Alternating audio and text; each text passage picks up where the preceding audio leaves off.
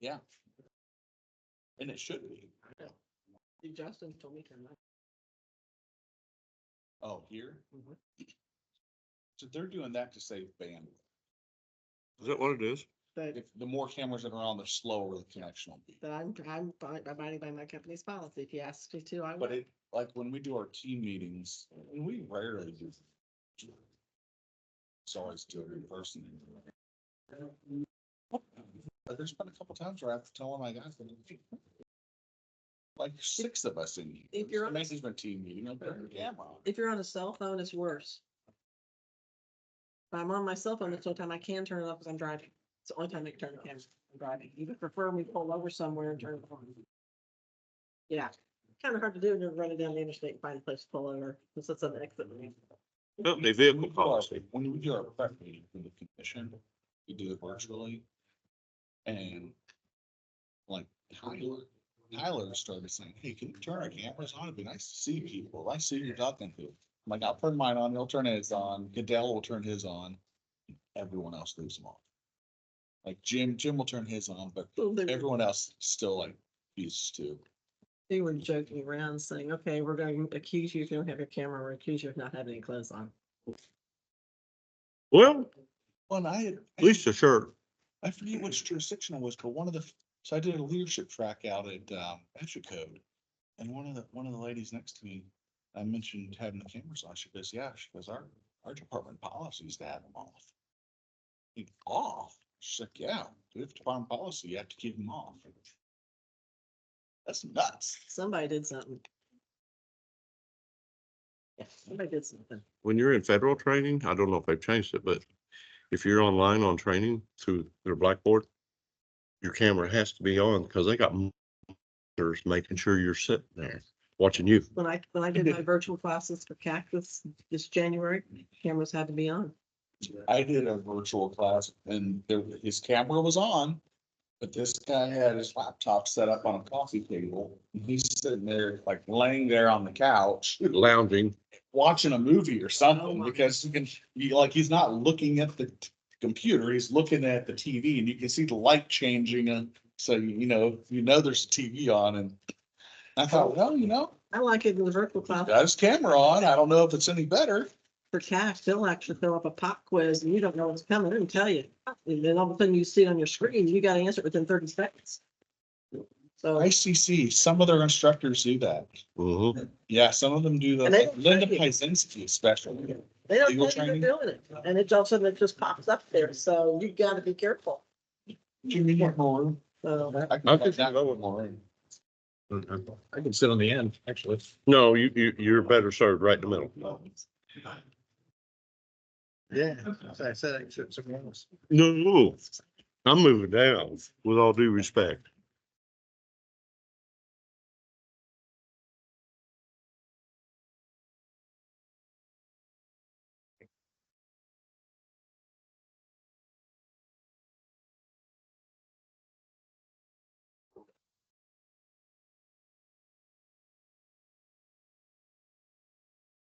I got even speed though. You need his number?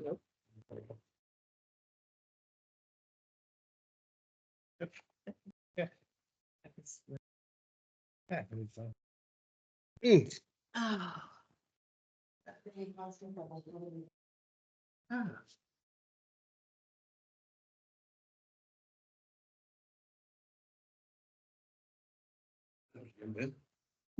What's that?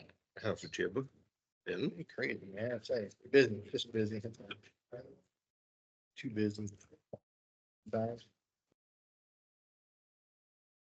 Like a 3-hour drive. I don't know. Ain't got Too take many away. devices. Yeah. Too many devices.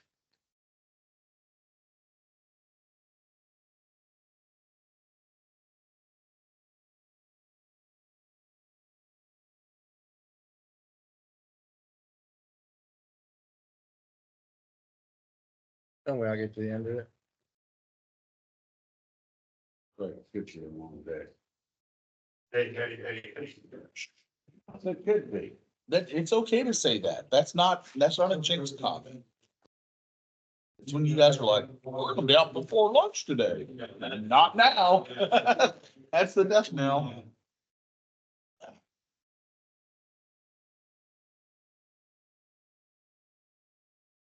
I did tell the loving wife that we could ride share if you wish, but I have no guarantees what time I'm gonna pick you up.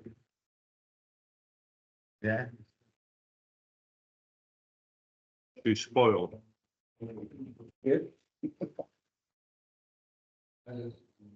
That's one for you. We got 100 here. Oh, I've seen another one somewhere. We could daisy chain them. Yeah, no one saying anything about that. Oh, no. Clamber up, stomp around. Hi, girl. What? Yep. You must be trying real hard. Nope. More salads. No, just, watching what I eat, eating more vegetables. Yeah. For about 3 months now. You should. 25 pounds. You get on pop, right? I never drink. Never did before. I've been 10 years. About 12 years for me. Started drinking more water and more vegetable. I've only went myself in one tank of coffee and water. And switch the water when I get to the office. That's what it is. I kept telling me it would. I was like, didn't believe her. I was like, okay. You feel good. Yeah, actually, I do. I feel pretty good. You doing the fasting thing too? I'm not fasting. Well, it's not really fasting, it's kind of like picking back on when you eat. Didn't change the times I was eating. All I did was like at night, I'm not eating as much. When you eat more raw vegetables. That fasted on, I think. Probably eating, I don't know, probably 15 to 16 calories a day. It's just not like I'm a runner or anything, so. In 3 months, it took me 5 pounds. It's makes discipline. Anybody that knows me. I'm back up I again. have some discipline. I made the decision one day, and doing it the days that I have not stopped doing. I just have, for me, I have formed really good. Stay very consistent. I just love eating some. No, the good thing is I don't cook. I'm not a cook. Yeah, I like to cook.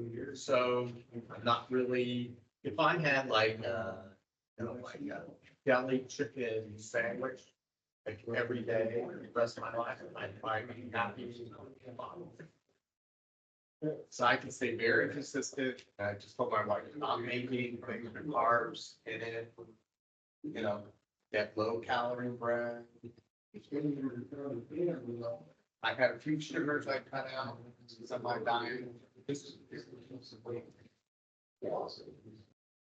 Yeah, we don't eat white, anything white. No sugar. And it's probably pretty good. Well, I had a surgery last spring. I had diverticulitis. Never knew I had in late January. And it was miserable for about 2 months. I had surgery, had cut out the section of my cranium cut out. I gained some weight. Because you go with a diet, it's all the time. I was like, and it's something. Then my doctor, the boss said, hey, I should better. Take care of it. And so take the way.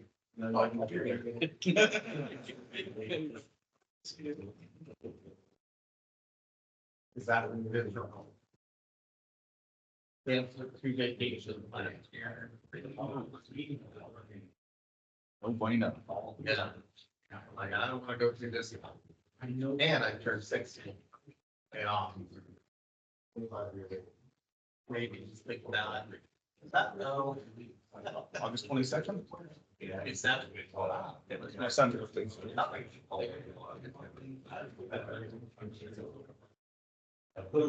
Spare the loss. Take care of it. August has always been a busy month for us. Our anniversary is the 19th. My father-in-law's birthday is the 21st. Son's birthday is the 22nd. My grandfather's birthday is the 23rd.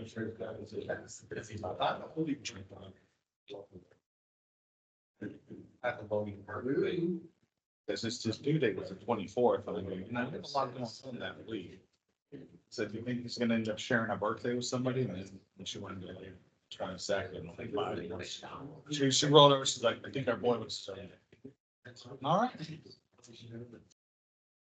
By the way, is that new, a state parking garage that's all employee? It said that.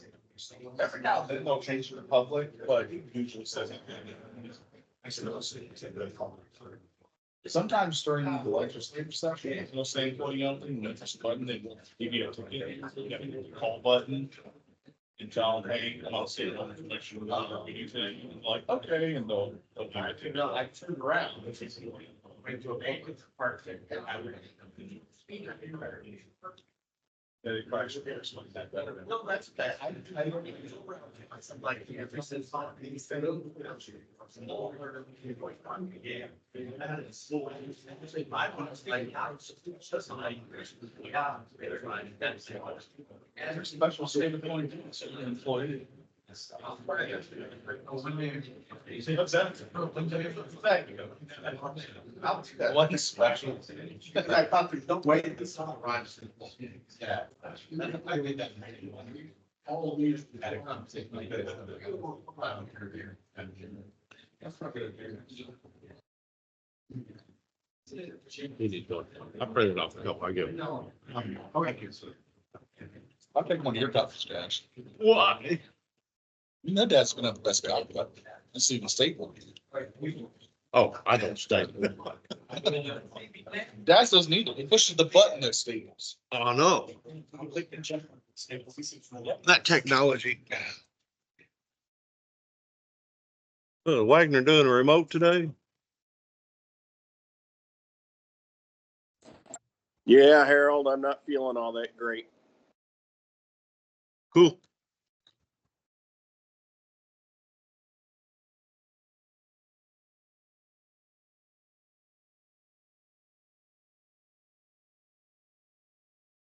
Did you exactly 1 month? Forget my name. David walked in, set his down, I was like, on the dining room table, in the bubble wrap. I have my problem. Still my guy. Pardon, sir. I thought it was supposed to be a conference room C for variances and all that this morning. Is this the? Okay, thank you. No problem.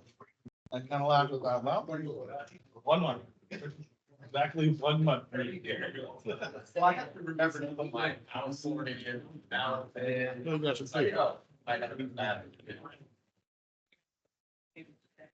Like I said, we're gonna power it. Started one business, so TSA. It's up to gear. I know, I saw you put Fred throughout these. I know.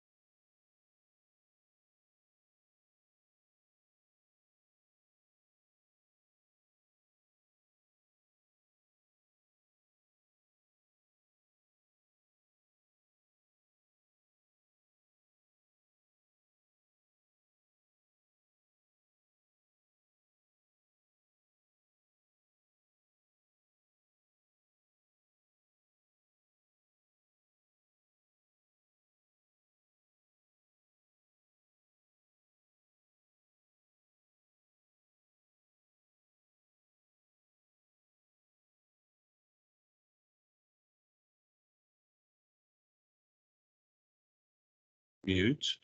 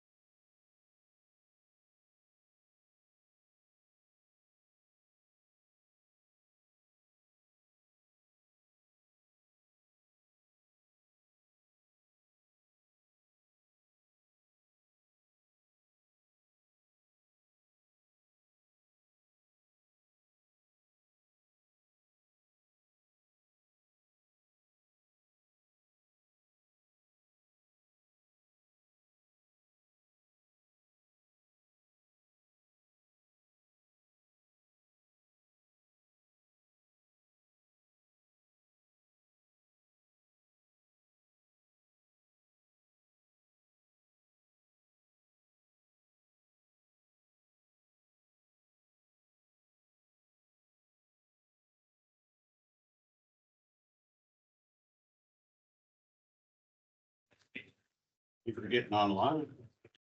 Huh? Getting online. Yeah, You always get online. well, emails. So I've got it on there if I get an email. And then for.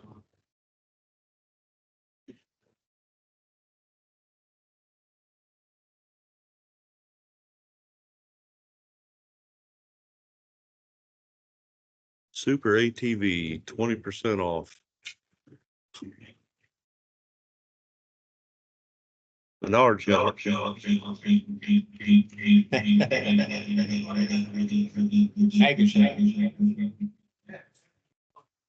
that wasn't me, that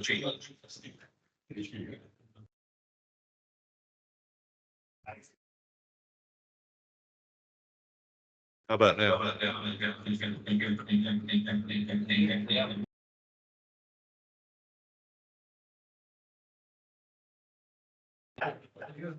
I'm muted.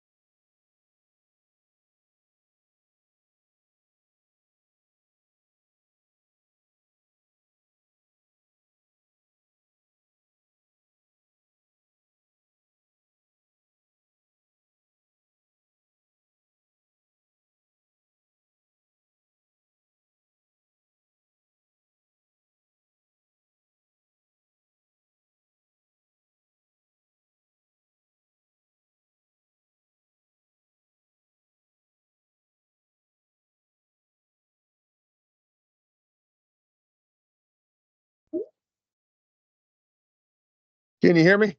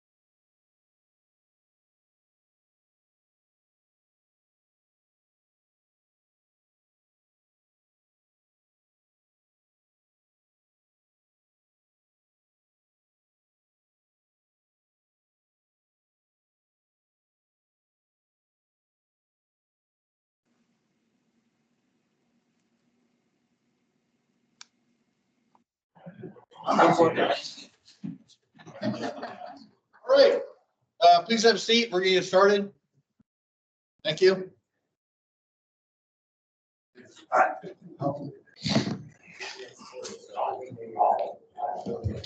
Thank you to the March 5th meeting.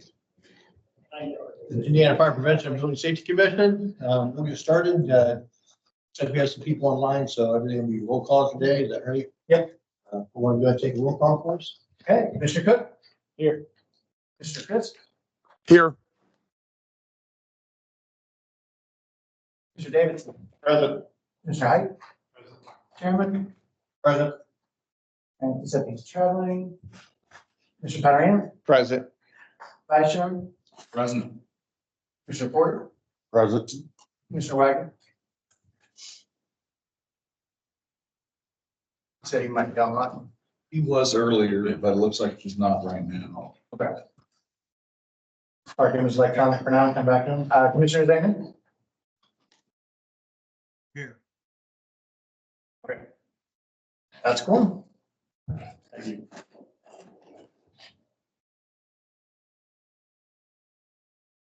Item number 3, do action on February 2024 meeting minutes.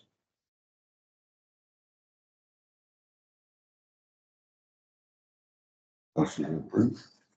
Did everybody have a chance to review those? Anybody have any corrections? I'll second. First and second. Approved.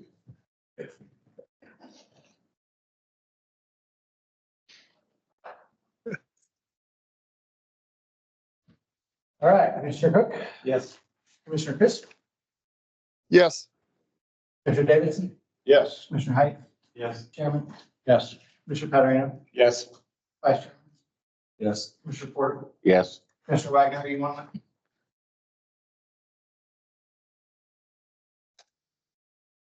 Okay, Commissioner Zane? Yes.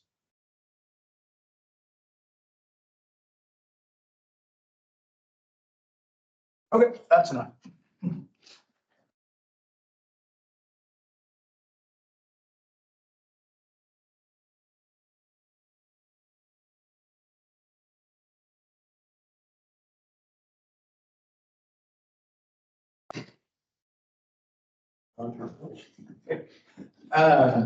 So any issues, reports and updates, the variance determination report is online for both your and the public's perusal. Did anybody have any questions about anything presented in that?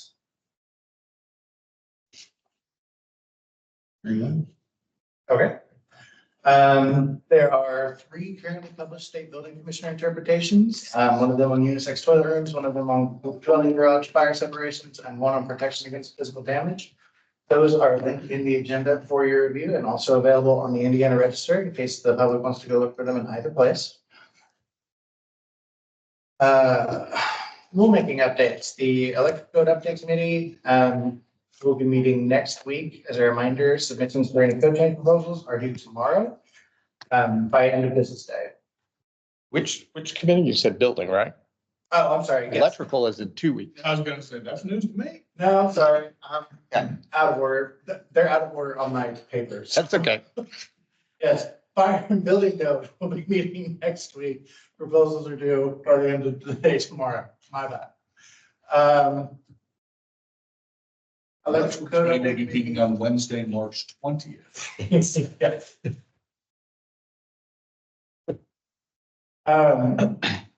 And roll tape for those are online. One thing we do need to cover is the lift device update committee met.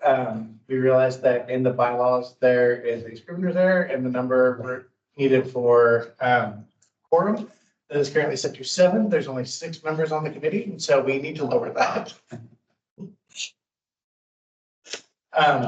We would suggest probably 3 members, which would also be the minimum number needed for electronic meetings if they had one. So if nobody has any objections to that, we can change that as a scrivener's error because it should have been changed when the attendance was changed, but we just didn't catch it. That's just the lift device committee. Right. You take a vote on that or just make that change? I'm going to take a vote on that. We can, otherwise we can just call scrivener's error. Was that the original intent or what, because if it wasn't, that wasn't the original form, then I think you need a vote on it. I think it's safe to vote. 'cause Yeah, it's okay. The bylaws. Yeah, absolutely. All right, we can go ahead and vote on it. Commissioner Cook. So the motion is to change it from 6 to 3. Well, it's currently 7 right now, so. Yeah, 7 members and I have 6 people on Yeah, that. Yeah, so the quorum's 3. Okay, yes. Okay, Commissioner Chris, Yes. Commissioner Davidson, Yes. Commissioner Hyde, Yes. Chairman, Yes. Commissioner Patty. He's not here, sorry. Commissioner Patriano, Yes. Vice Chairman, Yes. Commissioner Porter, Yes. Commissioner Wagner.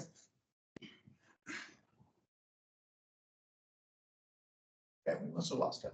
Commissioner Zanger? Yes. All right. Final update. The civil penalty rule is still moving forward and the, valet trash rule that was presented last time is now up on the Indiana Register.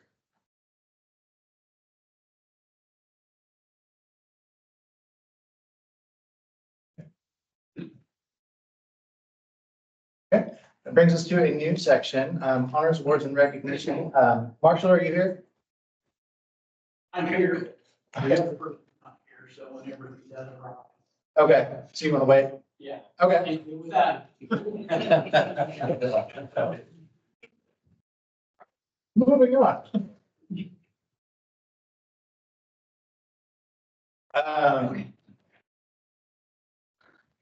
We can just go straight to variance. You ready? Yes. First up is 231032, pin 1, Indianapolis. Do we have a proponent for that? Anybody here for 5510 expiration drive?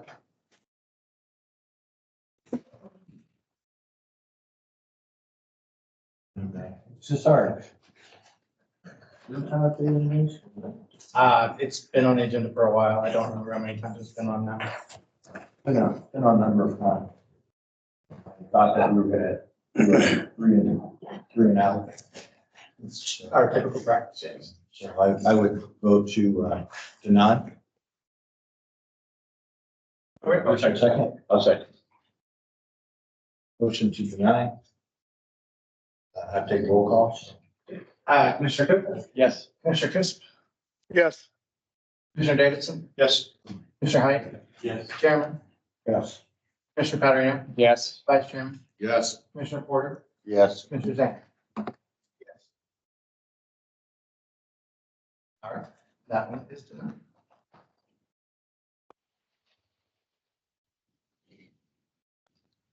Next up, we have 231279B Grapefruit Farms LLC, North Burnet. Going here from Grapefruit Farms. Yes, I'm on. This is Darren. Miley, I'm the owner. Okay. Go ahead and tell us. Yeah, I can just provide you with an update. As you recall, last time, back in January, there were some questions about my engineering report. We have reached out to a new engineer consulting firm. We're discussing everything with them on probably getting a new engineering report and some consulting, and then go forward from that. At the last APC meeting in our county, I had spoke with the fire chief. The county doesn't have a fire chief, so they use the city of North Vernon fire chief. And anyways, me and him were talking, and he had said to me, based on where I live in the county, he knew that there would be not enough water pressure, if you will. And I believe he is on today. That he had told me he would be, but at any rate, okay, sir. That's kind of Go just ahead. my yeah, that's just my update for that we are working it. We haven't forgot about it. It's just getting people to return phone calls and things like that are, it's kind of painful. So are you looking to table this until next month then? Since you have Yeah, the- yes, please. Yes, Okay. please. I just want to provide an update. Second. Okay, Commissioner Cook? Yes. Commissioner Chris? Yes. Commissioner Davidson? Yes. Commissioner Hyde? Yes. Chairman? Yes. Commissioner Patriano? Yes. Vice Chairman?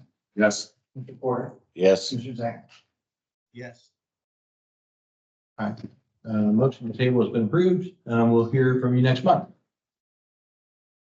Thank you, gentlemen. Next up is 231281 A and B White Box Remodel Green.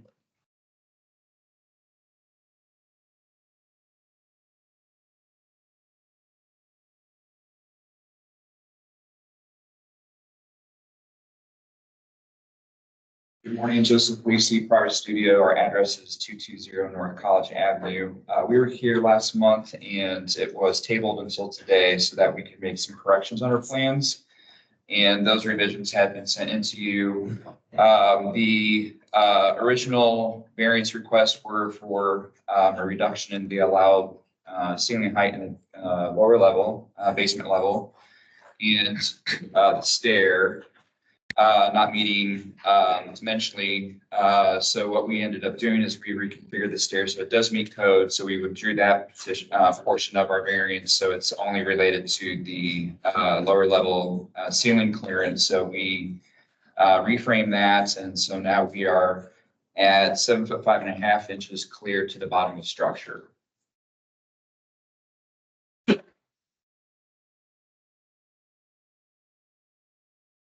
And 7 foot 1.5 to the bottom of the new beams from the floor. So we've improved that from where it was prior.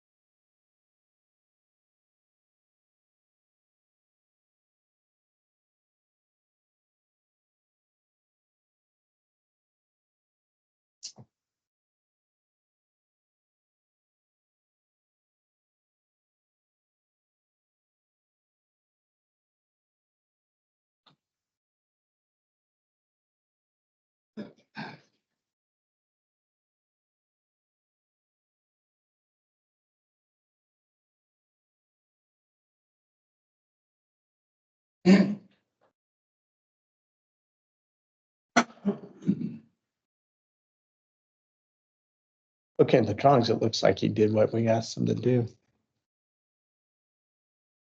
Yeah, I wouldn't mind making a motion to approve. I'll second it. First and second to approve. Okay. Commissioner Cook? Yes. Commissioner Cook? Yes. Commissioner Davis? Yes. Commissioner Height? Yes. Chairman? Yes. Commissioner Patterson? Yes. Vice Chairman? Yes. Commissioner Porter? Yes. Commissioner Zan? Yes.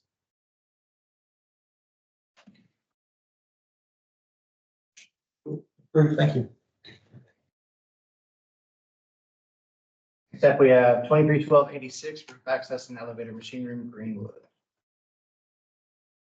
Anyone here from Greenwood, the elevator machine rooms?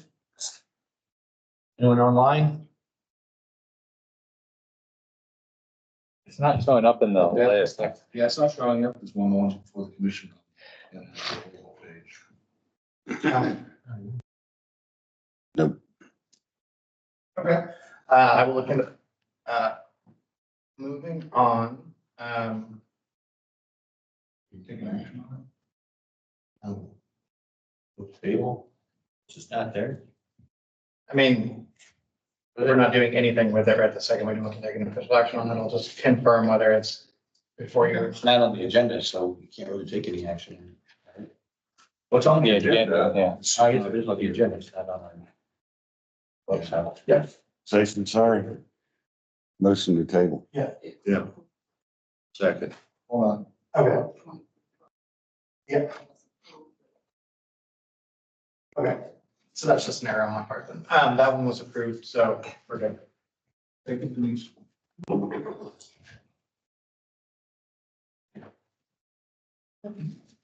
Okay.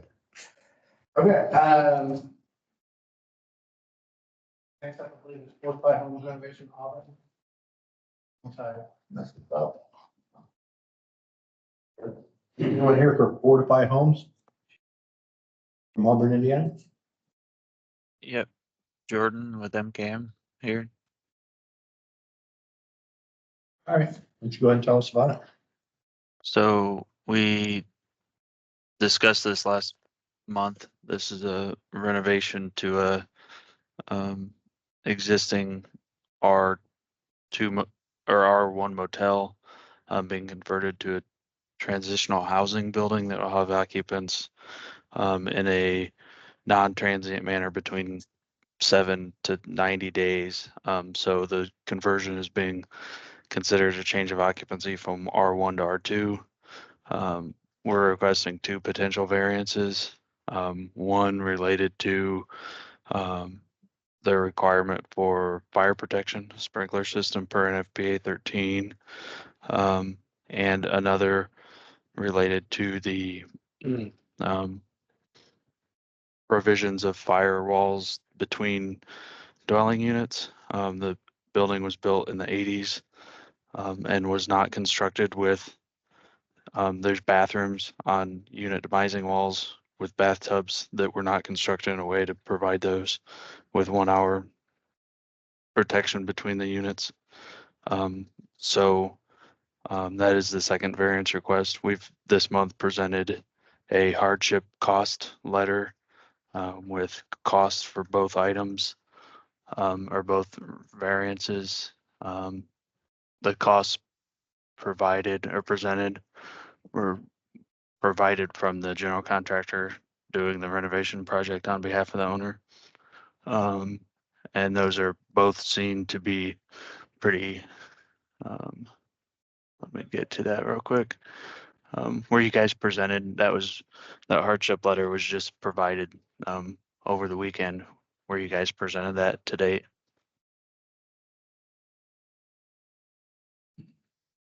Yes. Okay.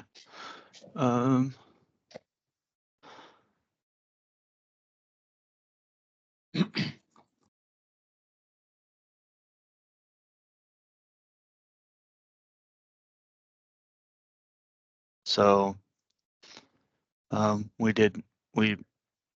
provided the hardship costs broken out into the 2 different items, the sprinklers and the fire rating in the demising walls. The sprinkler hardship was seen to be $193,000 plus or minus total hardship on a project with an estimated construction budget set by Indiana housing grant of $600,000. So that $200,000 cost is roughly 30%, 32% of the overall construction budget. And then the fire ratings on the demising walls was estimated to be a $385,000 total hardship to remove tubs, provide the additional layers of drywall needed to provide the fire rating, and move the plumbing and the wet wall as required to accommodate that additional layer of drywall, which is nearly 64% of the overall construction budget. So based on those 2 provided hardship costs, the team still feels these variances are needed to make the project a reality.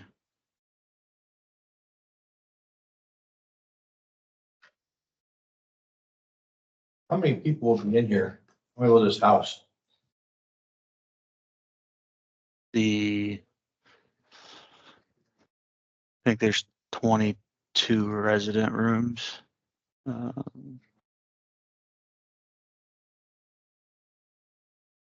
Each single rooms or doubles? They are single Sure. resident rooms. Some of them will have the ability to have double beds. The facility will be used by both single individuals and families in transitional housing situations.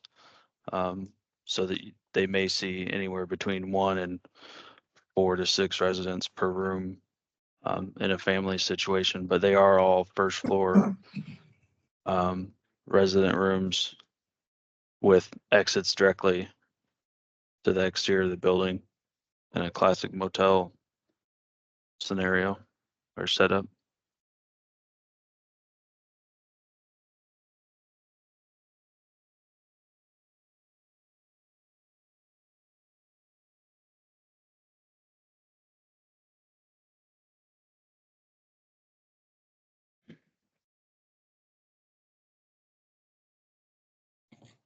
Oh, the hardship cost for the,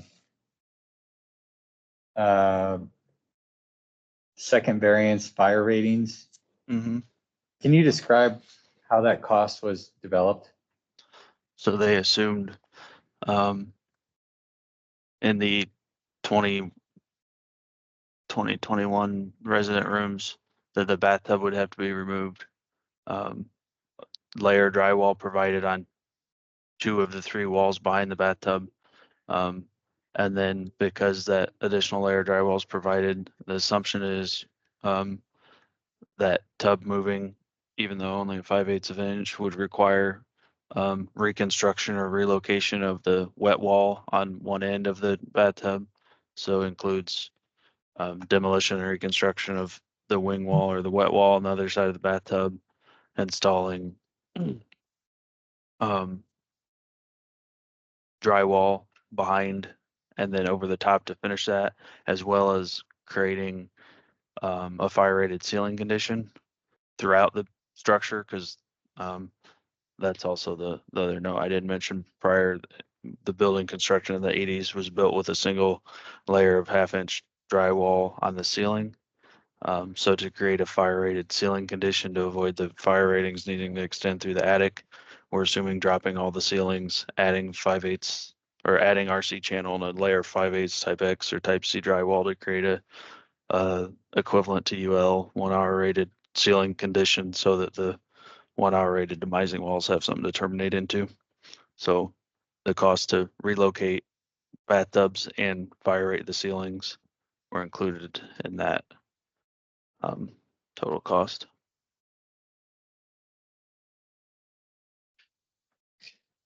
Which the hardship letter, an estimate from the general contractor gives some bullet points on what items were included in both of those, the sprinkler and the fire rating costs.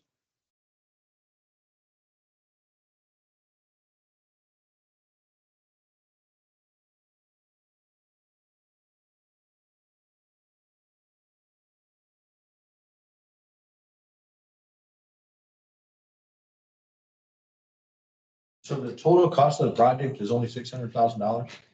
Oh, Yeah, that's yes. just grant money that you got funding. That's the amount of funding they have. They're hoping to do. It's largely a finish-based project in the resident rooms.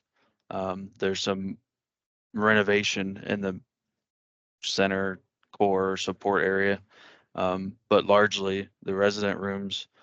There's no construction. It's just a conversion, a finish-based project, and conversion from R1 to R2 based on the change in use, but not necessarily construction related change in use, just and that the hazard of the there's not a lot or any real added hazard in this change of use, as a certain number of these tenants or residents will still be using the facility in the same transient manner in less than 7 days as it was a motel, but there will also be some in the that are using the facility in a non-transient way with stays from 7 to 90 days. So it's kind of the new use falls kind of in between the existing and new proposed occupancy types.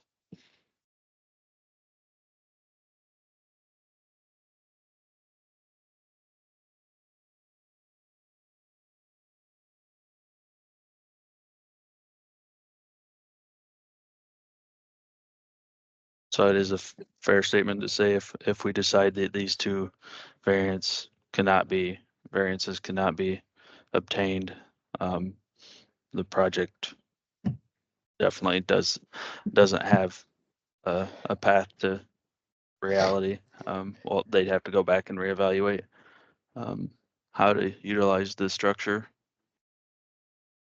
as these two things themselves would eat up the majority of the available funds prior to doing any renovation. So it's still being used as as transient housing as well, you're saying, and then the addition of non-transient, so you've got almost like an apartment, so it turns into an apartment building for non-transient. So Yeah. I see that because we see more and more of these happening where they are now long-term living, but they were hotels. People turn them into basically apartments. I don't. Yeah. Feel that they should be afforded that, some type of life safety, fire protection. I would. Yes, I would look at one or the other, maybe add in a sprinkler system because the cost of the separation is so much. But they could sprinkler the building, which would effectively work as, I mean, not work as, but be helpful in that. Which I will also make note that part of the original variance request was that the building is being provided with fire alarm accommodations above and beyond the requirements, providing smoke detectors throughout all floor areas and horn strobes throughout all floor areas. Most of our preach that one. I mean, I think most apartment buildings, I know you have a number of apartment buildings built, right? I live in, they all have fire alarm systems. Yeah. Horn strobes and like, and those. Yeah. Requirement as well as. And do, just from a experience point, the numbers seem a little high to me. I was just doing a little math sitting here. Can't predict what the number is, of course, because we're not there. We're not looking at it. But it seems to me that probably, the reality is between both of these, you're probably still at maybe a couple $100,000 to do both. They both seem high to me. Not going to speculate why, but I would agree. It seems to me something more would need to be done. We would do this if it was an apartment. We would do more, of course. I mean, on the note of the cost,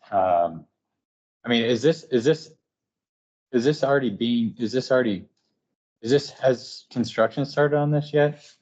No, the ACDR is being held up until these variances are ruled upon. So when I look at the demo plan and I see that there's a number of bathrooms being torn up in the demo plan, is that taken into account in the construction cost to, and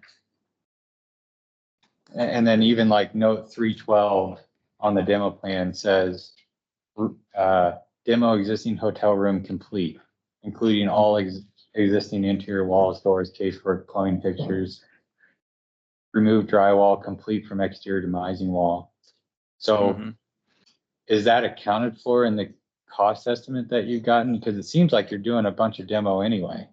So the project's base cost included removing all drywall on the walls, but they were hoping to retain the ceiling drywall as exists. So the fire rating hardship includes the cost for removing and replacing ceiling drywall only, but not wall drywall on the exterior walls or demising walls. That's But the hardship, listed, that cost is listed in the letter from MKS. It says remove interior drywall from both sides of the demising wall. Remove any insulation from inside the walls. Which seems like it's being done. would be, so the demising wall would be covered in base project, the wet wall or there may be, and I'd have to go back and have them break out individually what was in the base project and what was in this project as far as the wall demo and replacement. I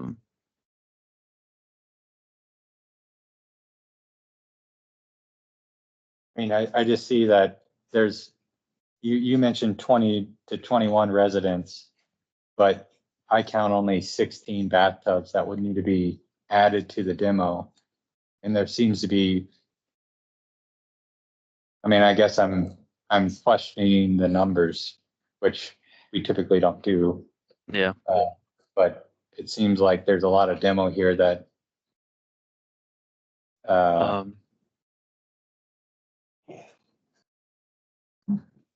I can validate the fire rating demo and the costs associated with the fire ratings. I am relatively confident that the sprinkler system cost is right in the ballpark. And it's largely driven by the distance away from the water main and having to take our new water line across the parcel to the state road adjacent. So there's a lot of site work in that water main extension to bring the appropriate volume of water for the fire protection system. How much is that in your 193,000? Do you know?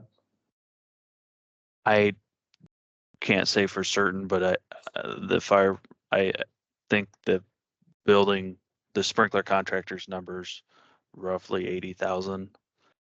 So all the other demo and site work is probably estimated around 100. But I would have to get a more detailed breakdown from the general contractor to validate exactly how that number's put together. That still seems, even in a remodel, that still seems awfully high to me. Per square foot cost.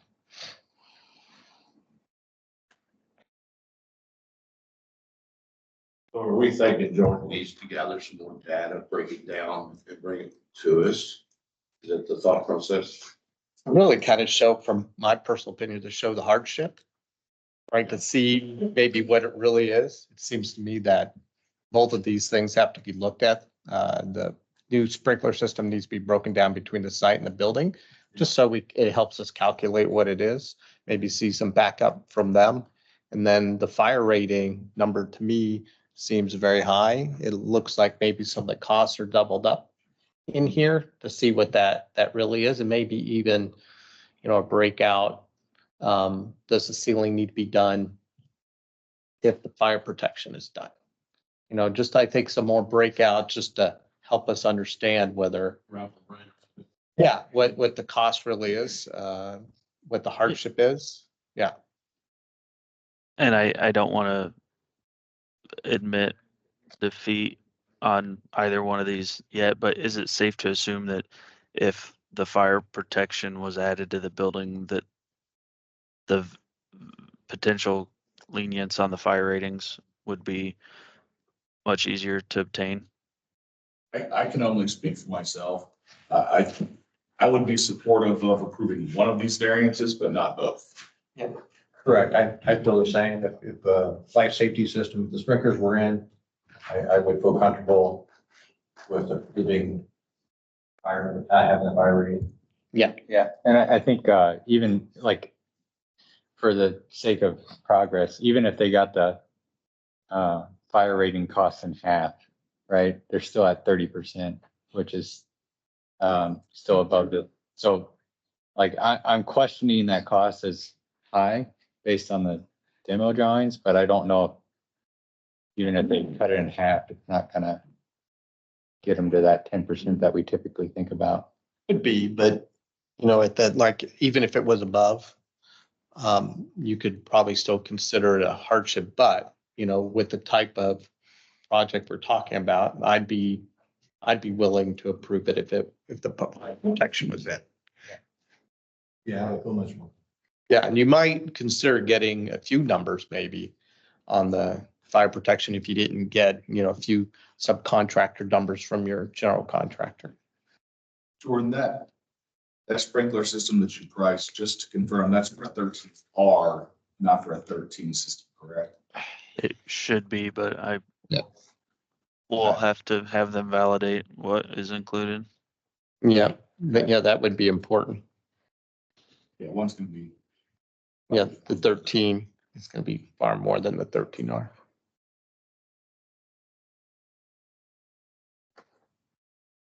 And part of it, well, may have something to do with it being installed in the attic and to avoid a wet or dry system. I don't know, I'll have to validate with the sprinkler contractor how they approach that. Yeah. So would you like to table this and bring it back next month or? Is there any way to expedite a conversation prior to next month's hearing? No, it On has my to be end? heard. No. No, it would have to be heard in public and the commission only meets once per month.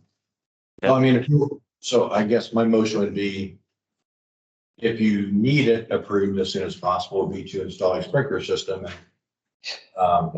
In lieu of doing the fire rating, you could install a 13R NFPA compliant fire sprinkler system.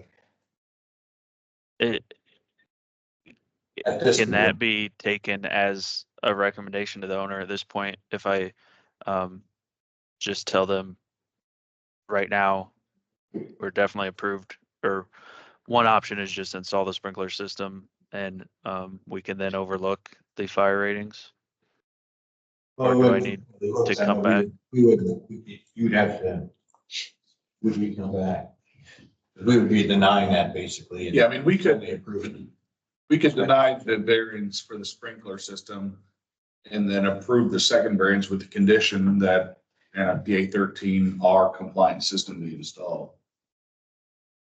But If then I you'd have, then your client, it's not a, well, you can do this, then they would then be required to do it.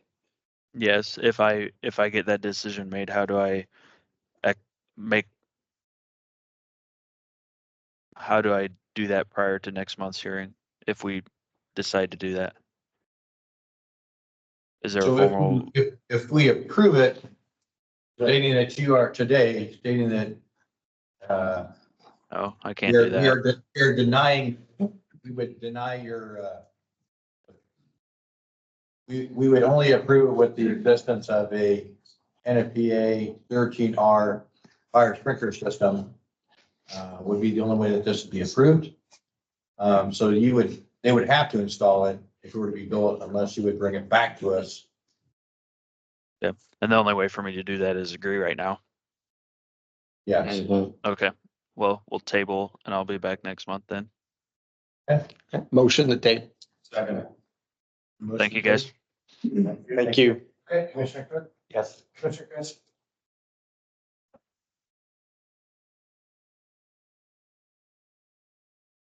Yes, yes, sorry. Commissioner Davidson, Yes. Commissioner Hyde, Chairman, Yes. Commissioner Patterson, Yes. Vice Chairman, Yes. Commissioner Porter, Yes. Commissioner Beck. Yes. Next up, we have 240145 Kaiser House Restoration, South Bend. Hello, Bill. Back. Vincent, RTM Consultants. By way of a brief review, project involves the conversion of a historic residence in South Bend, originally constructed in 1888. Sometime during the 50s, the building was converted into multifamily housing with about 10 apartments. That stayed that way for about 50 years, plus years. 2012, due to a bunch of problems with the house, with several runs to it in terms of crime and other problems. The city convinced the historic landmarks to purchase the building and make some restorations to the building. So that's been completed. They tore out all of the previous apartments, restoring back to the original floor plan. They've also done new roof, windows, exterior renovation, including some tuck pointing. 2 years ago, current owner purchased the building from Historic Landmarks and is wanting to convert it into, there will be 2 dwelling units, a single short-term sleeping room, and then co-working space. So an attachment was uploaded. Look at the very last attachment. Variance was uploaded just yesterday. It was tabled last month just to discuss with the local officials. What we're doing is making a clarification on one point and changing the statement of reasons why not adverse to number 1. We will be providing in lieu of a fire alarm detection, we'll be proposing an FPA 13D sprinkler system.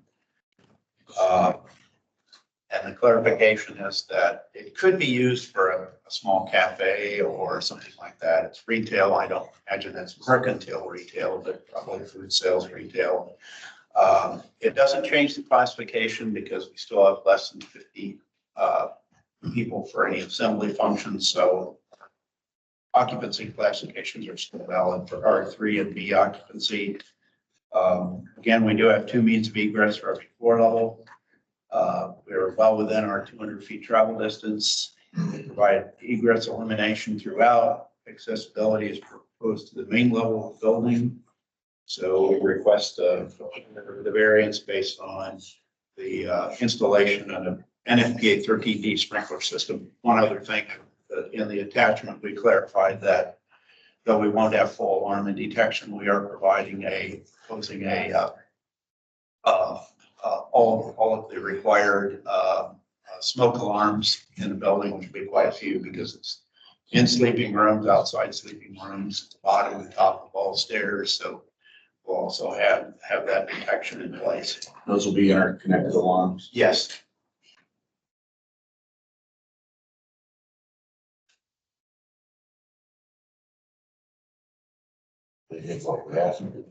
Yes. I'll make a motion to approve with the addition of an NFPA 13D 2010 sprinkler system. That addition. Got it. Okay. Sorry, what was it? NFPA 13D 2010 edition. That's per Denise. Yeah, I think. Okay, so then first and second. Okay, Commissioner Cook? Yes. Commissioner Chris? Yes. Commissioner Davis? Yes. Commissioner Hyde? Yes. Chairman? Yes. Commissioner Conrad? Yes. Yes. Commissioner Porter? Yes. Commissioner Zana? Yes. All right, that's approved. Thank you very much. Marshall, we want to circle back?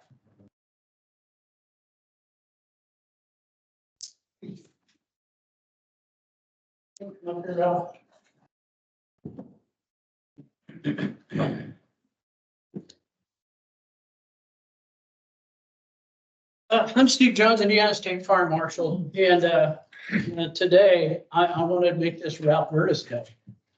I'm honored. I want to present you the Meritorious Service Medal from the State Fire Marshal's office today. Normally, it doesn't go to civilians; it goes to firefighters normally.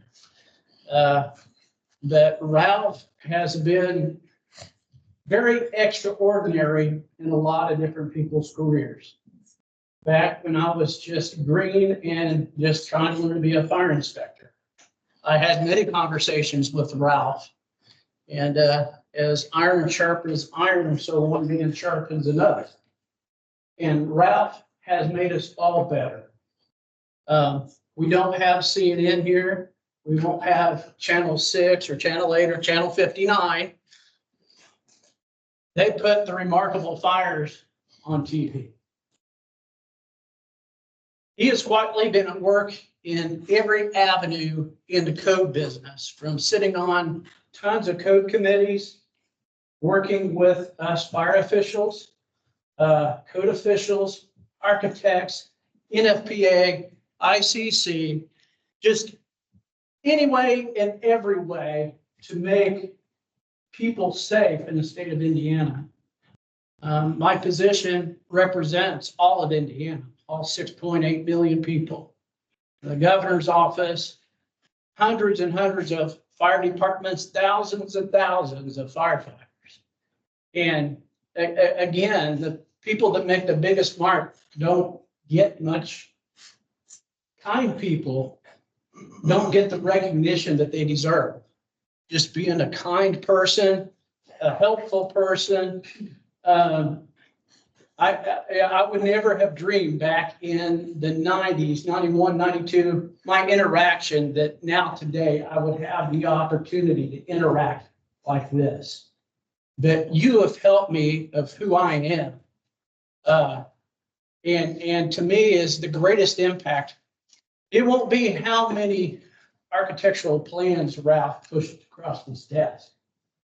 We will always remember and appreciate the kindness that you've shown to us and trying to make us smarter, to make us better across the board. And I think I can speak from everybody in the fire service. We're all better because of you. And I really appreciate that. And so this Meritorious Service Medal, it says Indiana State Fire Marshal, State of Indiana, Meritorious Service Medal, Ralph D. Fire and Building Consultant, Architect, Principal. The State Fire Marshal's Meritorious Service Medal represents several years of dedication to the fire service. In honor of Ralph Gertis for his 50 years of faithful, compassionate, and dedicated service to the Fire Prevention and Building Safety Commission and to the citizens of the great state of Indiana through the Fire and Building Safety Code involvement and initiatives. Thank you for your service.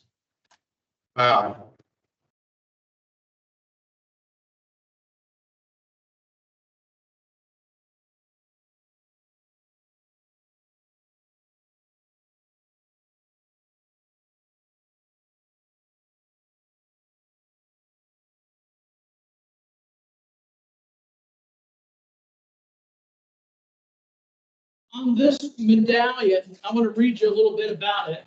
It's because the medallion is worn on a 30-inch neck ribbon. The color of the neck ribbon is blue and gold, which depicts the Indiana state colors. The 2-inch circular medallion has several symbolic messages engraved on the 3-tiered face. Engraved on the top outer ring are the words State of Indiana, which signify that this award is presented by the State Fire Marshal's Office on behalf of the state of Indiana. Engraved on the bottom of the outer ring are the words Meritorious Service. This indicates that the individual receiving this award has faithfully served the fire service for many years. The state seal is depicted on a medallion center resting on the Maltese cross, the fire service symbol of bravery and service. A laurel of Hoosier wheat surrounds the seal. Above the Maltese cross are 3 stars that represent the dimensions of the fire service, the volunteer fire service, the career fire service, and the wives and husbands of the firefighters who were asked to support the lifestyle considerations unique to the fire service. The 2 stars on the sides of the outer ring symbolizes the partnership between the State Fire Marshal's Office and the local fire service working together to protect the communities in this great state of Indiana. And I have lots of firemen who have over the years not even known there would have been a problem without Ralph Gertis's involvement in the design. Our firefighters sit in the recliners, eat their meals at the firehouse, and don't have to turn or run because of the work that Ralph has done over the years. You can't put a number. How many plans have you reviewed in your lifetime? I've worked over 4,000 buildings. Over 4,000 buildings. And I just know from my experience, I think Pike Township back in the day, I had, I think probably around 4,000 buildings all in Pike Township, and that's 50 square miles of response area. But 4,000 buildings is a huge impact, and I don't want to ever underestimate the work that this group does, because the work that you do will never be seen on the news. And there's a lot of things that we interact and trying and challenges to overcome in this group right here, but it's because of the iconic work that few people have done that we all have been able to just life goes on, moms and dads go home at the end of the day with their kids because Ralph Burtis designed the building that mom and dad was working in, the school that their kids were in. That stuff will never be seen on the news, but I very much appreciate you, sir. Thank you, Steve. Thank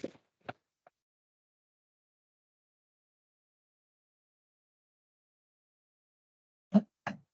Can't talk with these. It's been an incredible career. People, projects. The years, it's just been an incredible experience, incredible career. Thank you. Thank you deeply. Yeah. And since everybody knows you like to play golf, and most everybody in here knows you like chocolate cake. Chocolate cake, the golf course, don't try and eat the golf cart. Settable. But everybody can participate in the cake and break or at lunch. Thank you, Ralph. Thank you. Thank you.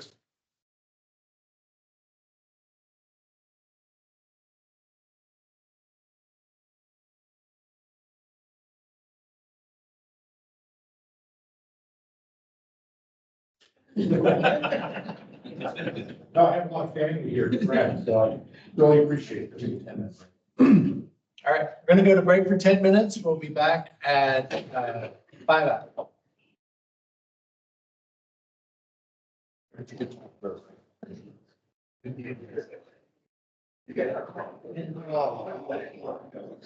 Justin, it's Ken Wagner. I'm finally on. Oh, Wagner, howdy. Well,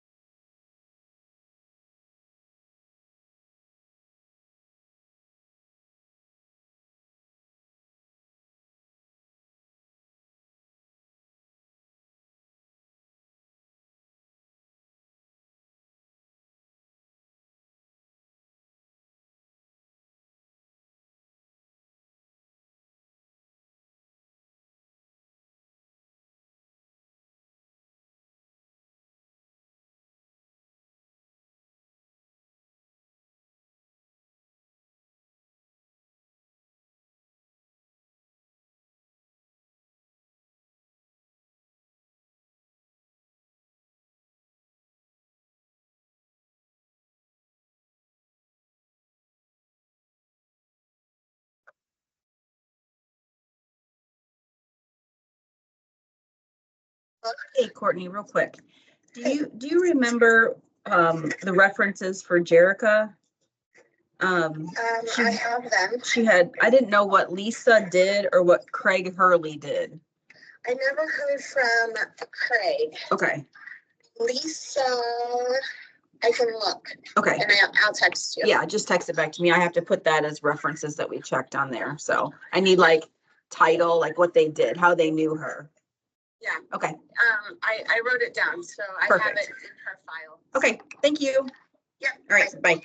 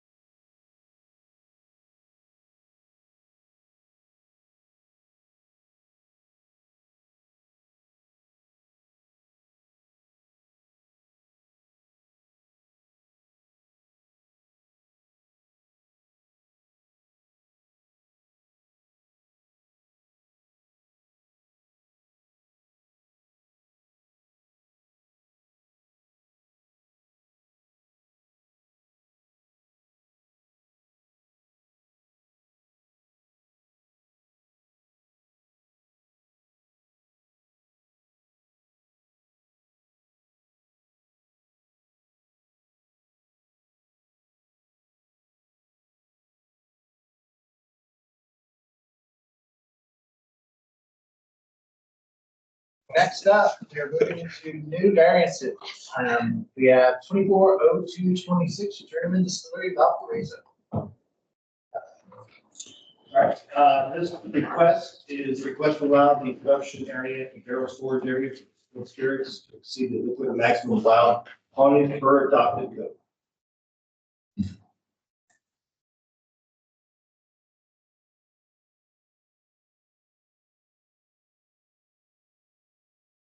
We have a proponent. We have Christina. Lester on here. Christina here, or is anyone from German Distillery here?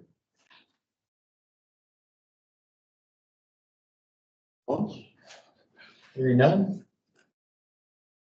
Motion table. Second. Just a second table. Okay. Mr. Rick? Yes. Mr. Grizzly?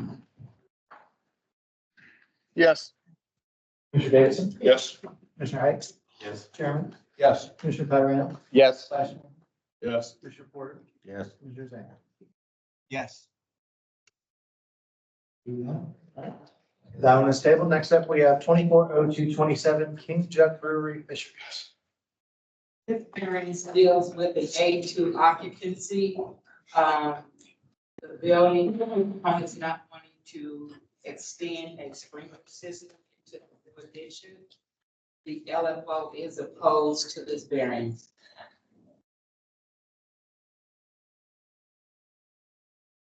I'm here also representing King Jug. I sent you guys videos. What we were really looking for is we have an indoor outdoor space. Can you come up here? Oh, sure. It's a plastic awning, and I did send us emails, a video of what we're actually talking about to the VTS. Oh, sorry. So we had, Screen by Design install a patio system that had screens that could come up and down. So we did put heaters on the system to keep it a little warmer, but the system very much is something that is set up where you could cut through the screen with a knife if you need to, or just push the screen to get out of the building. So we had several fire officials come through and they said that we were good. But now it sounds like we need a variance for this. So that's why we haven't applied for one back. This is already built. One of the big considerations for us when we looked at a sprinkler system was the fact that we do not heat it at night. So when we leave the premises, we turn off all the heaters. So any sprinkler system we put in, I don't know how we'd have to insulate it or maybe even do some type of dry to actually be able to keep sprinklers on there. We do take safety very seriously. And I also wanted to note that probably 6 months a year, whenever we're open, the screens will be completely out. So there, you could just walk right out. There is no barrier exit whatsoever. We have, I think, 9 screens, so there would be 9 different exits on top of the 2 doors that we have with exit signs. So that's what we're hoping to just continue operating the way that we are. We're not asking for anything new. We are not doing any new construction. And the price, you said you got a price for 17,570 for that sprinkler system? Yeah, they said somewhere between $17,000 and $25,000. I think not that it matters, but to know we opened up in June of last year, so we are a small business that has not made a profit yet. So this would be an incurred expense and hardship that we are not planning for. And try to do everything we could. Shade by Design has installed, I think, about 20 or 30 of these patios across the city. Denver Garage, if you guys ever go to Fort Hills, one of their products is we basically mirror their exact system. In addition, I did bring you guys patios in the area. Parks Place, that is about 5 blocks from us, has actually a much more stable roof. It's actually attached to the structure.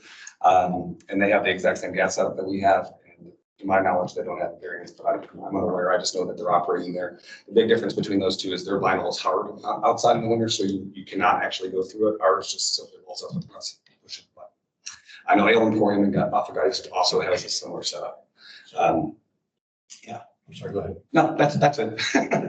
Is yours attached to the building? Is that what I heard you say? Yeah, so we don't own the building, so when we talked to the landlord, they were very against us actually building onto the building, but they did allow us to put an awning. So it's just a steel awning with a plastic roof that is. So the other canopy down the street you said about may not be attached to the building? Park Place is attached to the building, so It is, yeah, very much solid construction. And I don't know, that's in Auburn, is that? Yeah, one thing that was at least necessary for the landlord, at least when we were going through this, was they said we could build something on the side of the building, but it had to be able to be taken down quickly if we were to leave. So, because the current landlord is the apartment complex, so we share it with their common area that they have, like their gym and that sort of thing. So they weren't really pro us building onto it. So that's the one thing that if we do a sprinkler system, that I'd have to get landlord approval because that would be a permanent structure. Right now, everything is collapsible. Unscrew it from the walls and take it all down. Yeah, so the fire department is opposing it. Only just the local fire department opposes it. Here's what they're stating it based on, which they're correct. It's attached to the structure. So if it's attached to the structure, it does have to be sprinkled underneath that. It can't because it's larger than. So I guess my first question is, the final inspection from the fire department was failed on May 30th of last year. There was an agreement that they allow you to open in good faith, that you'd either sprinkler it or receive a variance. Yep. Why are you here now? Why weren't you here last June? To be frank, I didn't really know the process. So, and we had talked to people that have come into the restaurant that work for the fire department, and they told us we were okay. So it was just confusion, to be frank. It's definitely ignorance and state kind of problem. Fire department was there. You have to be working on it. Yeah, I'm seeing a lot of patience on behalf of the fire department.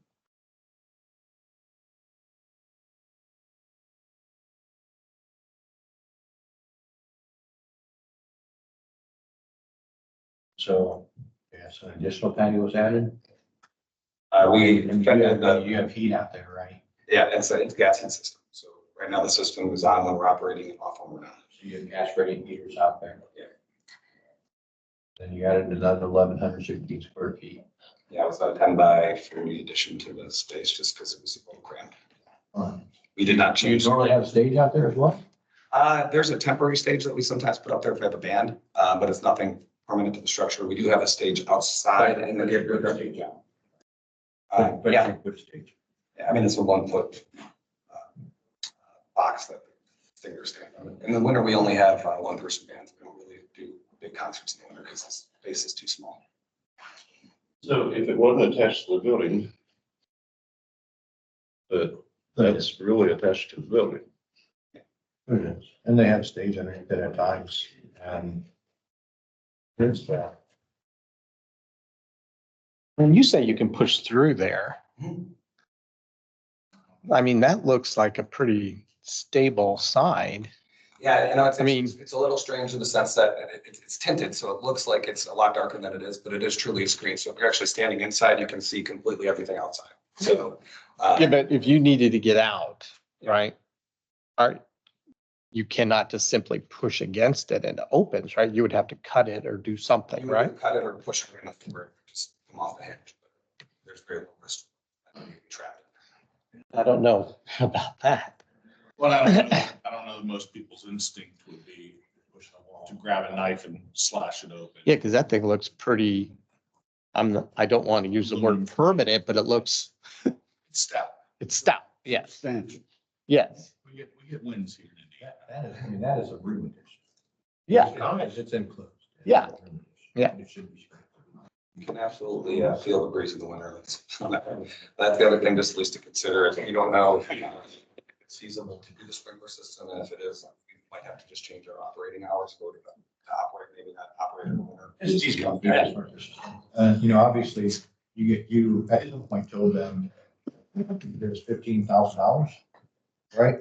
The quotes that You told them? the quotes that we've gotten from Ryan are between 15 and 20. And then we need to. So obviously, it came down because they gave you a quote already. I mean, not anything in writing, but yes, they told us what it would cost. The sides are open in in summer, right? Yeah, all summer. Yeah, so this is really a winter, if you couldn't use it, it would be in the winter when the sides are down. And that's also when the heaters are out, when you're. Yeah, Heaters are on. yeah, you got the heaters on. Plus, it's a canopy that's attached to the building that's over. Yeah. Yeah. Which requires. Yeah. My only question, guys, because a lot of this is ignorance. I've never built a building before. None of our ownership has. I mean, Well, that's why you get an architect involved. yeah, which we did have one on the inside, and then M Studio told us that if we were to expand into there, that probably wouldn't be an issue. But and honestly, Shade by Design also told us that we didn't need to do it. I guess my big question is though, like this isn't a new concept. Just about every bar and restaurant in the city has one of these at this point. I have yet to see one that has a sprinkler. So and that's fair. I mean, so as we were looking around trying to do our due diligence, I saw multiple places that have gas systems and no sprinklers. And sometimes those get built, just like you guys, you didn't use it, you didn't get permits for it. Yeah. And you got fined for not having a permit from the building department, correct? Yeah. So I mean, I think that's what it says in here. Is that you, from what they wrote here is that, the building permit fined the business for no permits and plans. I don't recall that at all. On the second edition, they had done their first edition. And that's when we failed at first. We kept going back and said, oh, the architect's trying to send this, we can't get it on this. They kept saying they were having trouble communicating with IDHS. And sometimes that is difficult. Website is a little difficult to work through. So we kind of tried to work through things. We're extremely busy. We are inspectors and fire investigators. So and all the new buildings, we have to do those inspections and then try to do this. So we can't get back there as often as we'd like. So my problem with it was that we couldn't get back there. So the building commissioner finally said, hey, it's the end of November. Why isn't this cleared out? And so we said, okay, let's go and do that. And you noticed in my notes what I said. I sent emails actually before that saying, to the commission, why were we not on January and February?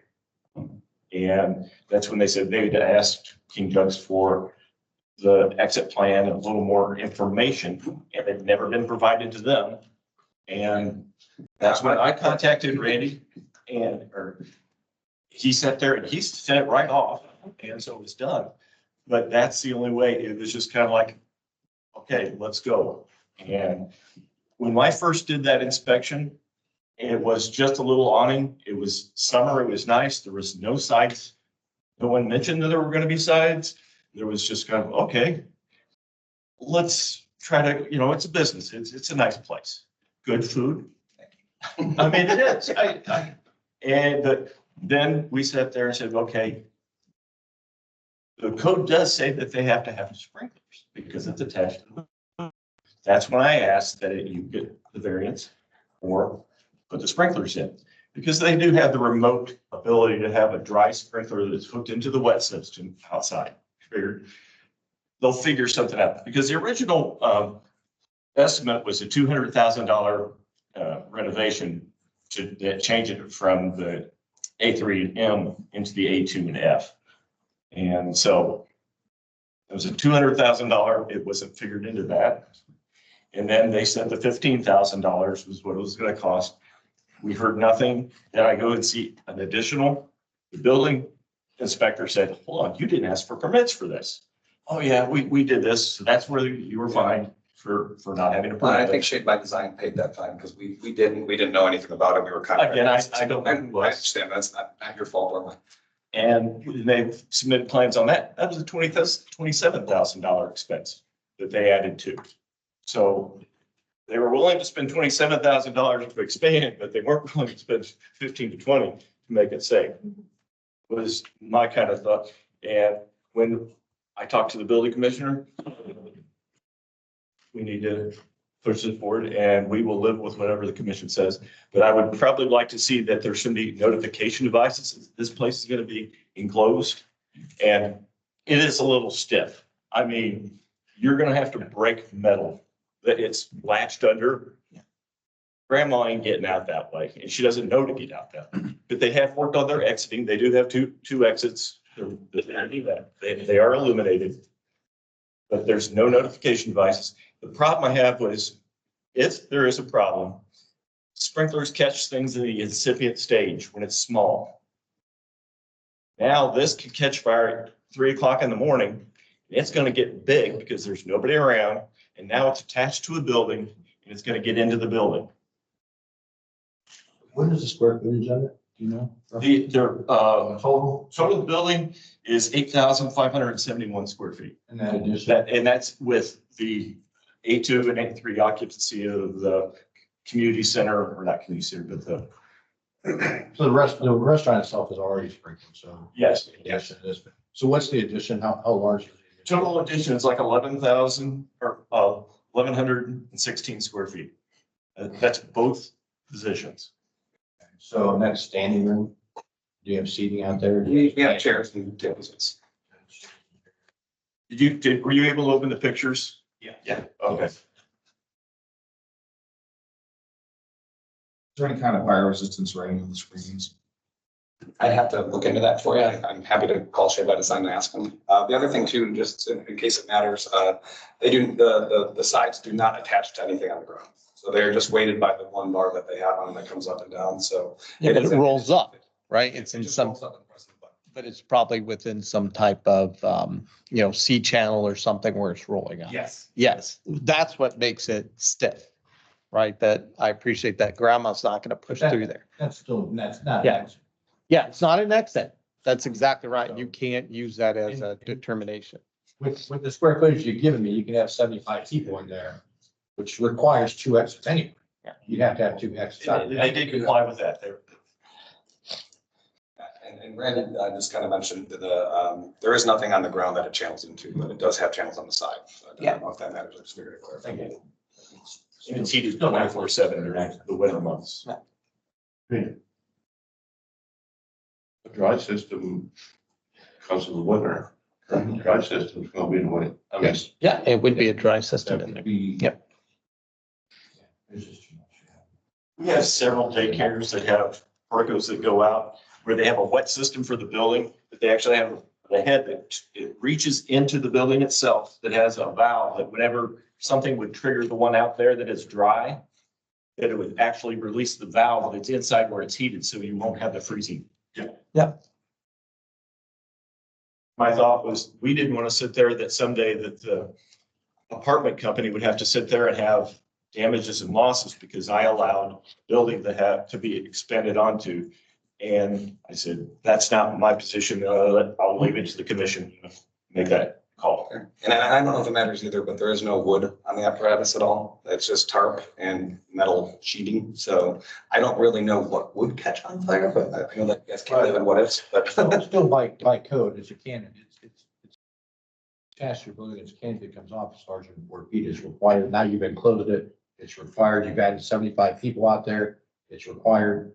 And so, that's 3 strikes. It's required for each of yours. Yeah, and the weird thing is, of course, we've asked Shake by Design several times as this project went on about it, and they said, no, you don't have to worry about it. So this is just an added expense that we're. Shake by Design, that was the installer. Yes. Yeah, I mean, we wouldn't even have started the project again, so we probably would have put an extra roof on, like a full physical roof inside of the building and just done an addition had we thought we'd have to go through all the fire protection stuff. So it's just unfortunate. Yes, those guys are architects that are. Yeah. That are doing those up. Yeah. So we find that happens a lot. We find it happens a lot. There's construction gets done that we don't know about until after we find it. And again, from an ignorance perspective here too, with Shea by Design, with design in the name, we thought they were the architects. They didn't tell us any otherwise that we'd have to get the permitting. So I get that, and I've been with Fishers for just over 2 years now, and there's been a number of places that I found through COVID and through other lack of whatever that have been out there. And I am bringing them forward and trying to change it because that isn't allowed. And so you may have more people coming. Yeah. Because now I have certain parts of Fishers. I don't have the entire part of Fishers. And I might not be the restaurants in my area. So I will let the other inspectors know and we will put that on our to-do list because we want to be diligent. We don't want to sit there and pick on somebody. That's not our intent. Yeah, that would be my only question is how does like Park Place 5 blocks away operate if they don't have? I have not done that inspection. Okay. That's not my area. Yeah, I'd make that it goes back to two design. wrongs don't make a right, you know. Oh, absolutely. No, that's why. And- but I need to do that. That's I'll own it. We've got a first and second to deny. Okay. Mr. Patarino. And I made a second to that motion. Okay, we can go ahead and take a roll call vote. Commissioner Cook, Yes. Yes. I said yes, and then. Oh, I'm sorry. Chris did yes. Commissioner Davidson, Yes. Commissioner Height, Yes. Chairman, Yes. Commissioner Patarino, Yes. Vice Chairman, Yes. Commissioner Porter, Yes. Leader Zane. Yes. Hey, Dax, it's Ken Wagner. I am online. Oh, hi. Good to hear from you. All right, let me update this here. Commissioner Wagner, are you also in favor? Yes. Motion has been done. Do you know what the process is, just so we can get compliant? I mean, obviously, we gotta get a sprinkler system installed, but beyond that. You need to get with them and get the plans, but sprinkler system, because And we're not gonna give it 30 days. It's gonna be Okay. reasonable. All right. I guess, thanks. Thank you.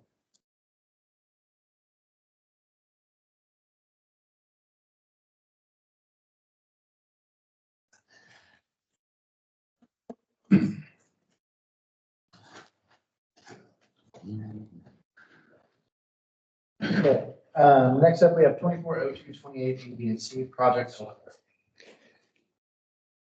right, this one, it's a take for all three. This request to adopt certain sections of the 2021 International Building Code, allow the use of early utilized construction materials not present in the 2013 IBC.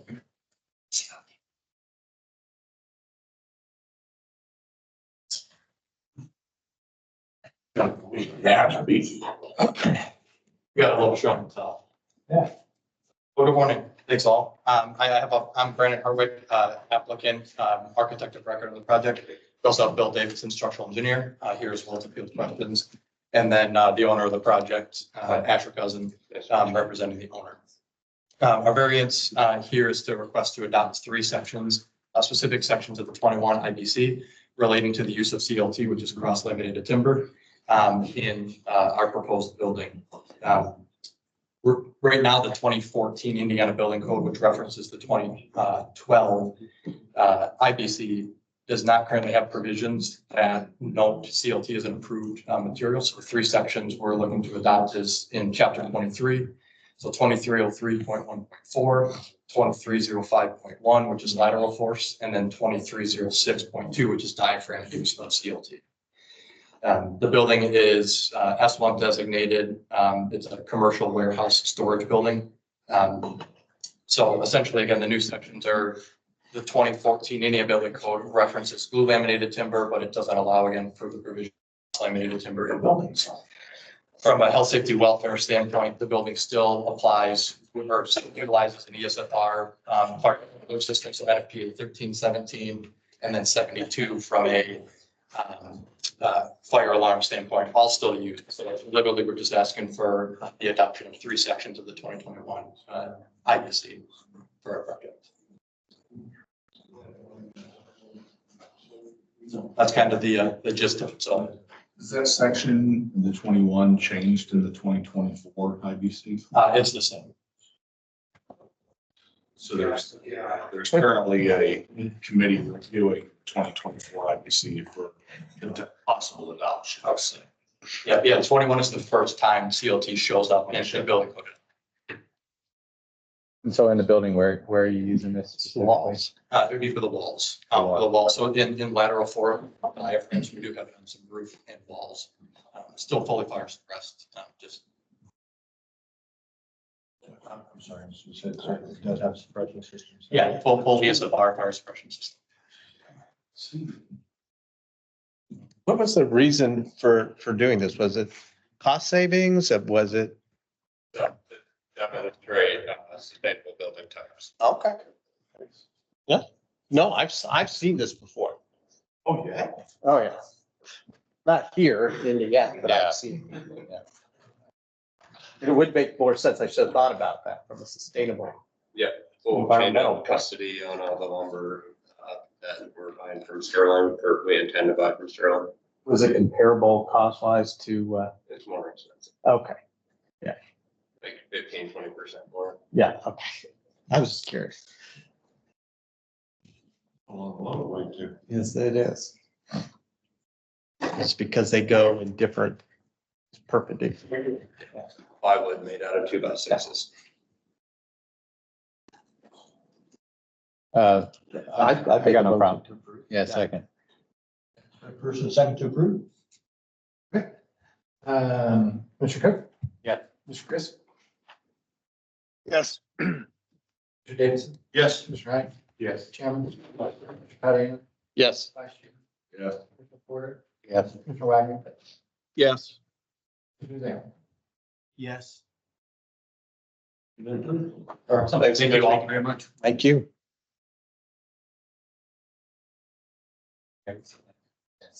Yeah. Yeah, I love the fact that somebody's doing it here. New technology.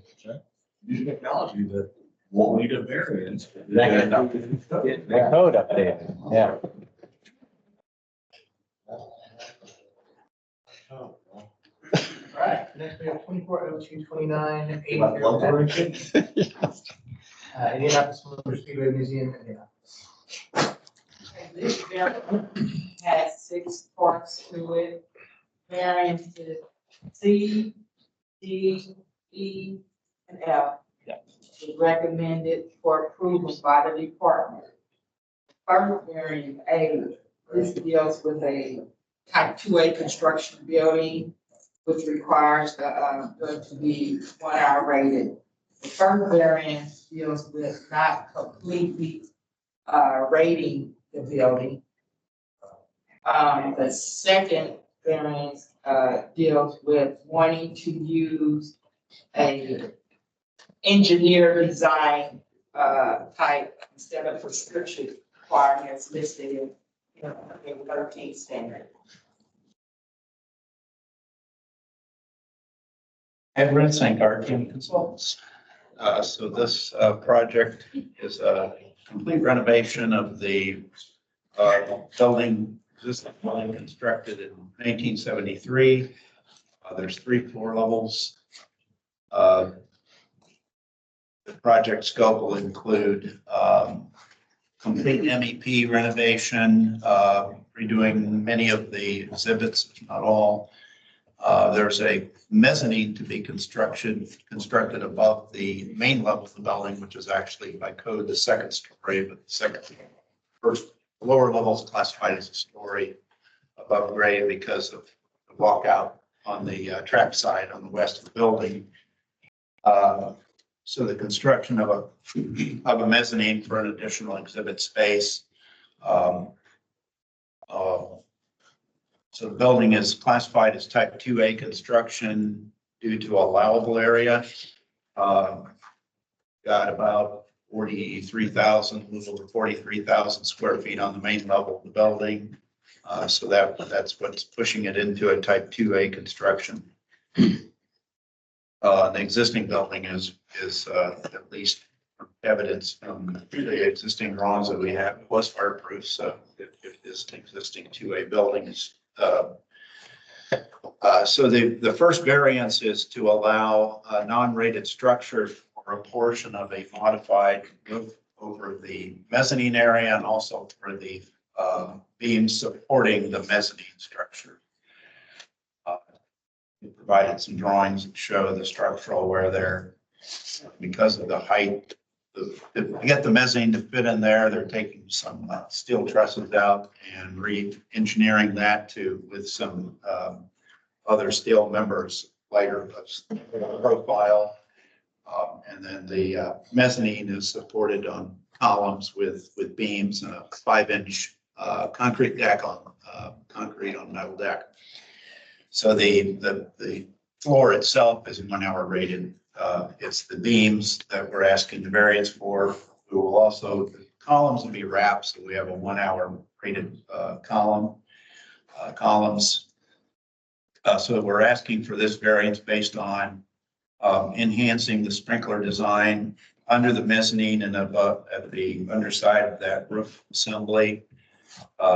Minimum required is light hazard occupancy design for museum space. We're upgrading that to an ordinary hazard group 2 with ordinary hazard spacing. So a significant increase in the design of the sprinkler system 100% increase in design density and going to 130 square foot spacing versus 225 square feet. We've listed quite a few projects that had very similar variance approvals for non-rated structure. So they're wishing to have this non-rated because of the low height and working in lighting and so forth. Will just be a lot easier to do all the MEPs without the rated structure. So again, we're enhancing the sprinkler design to trade off for that. If we were within allowable area of type 2B, and it wouldn't be an issue, but again, we're exceeding allowable area for a type 2B construction, so it's pushing us into 2A.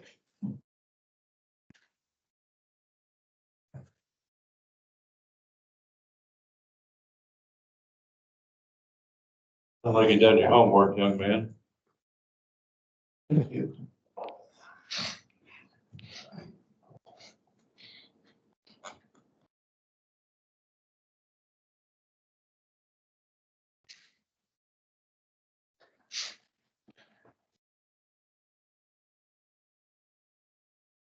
You said C, D, E, and F. Yes. You're comfortable with that, right? Thank you.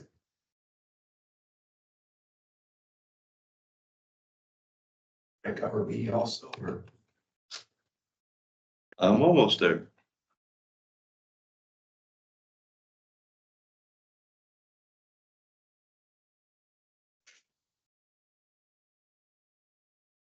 I'll make a motion to approve A through F. We haven't heard B yet. Yeah, let's hear B. Oh, well, I can quickly go through B if that's. Yeah.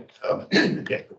So variance B addresses the sprinkler design in the starting line gallery.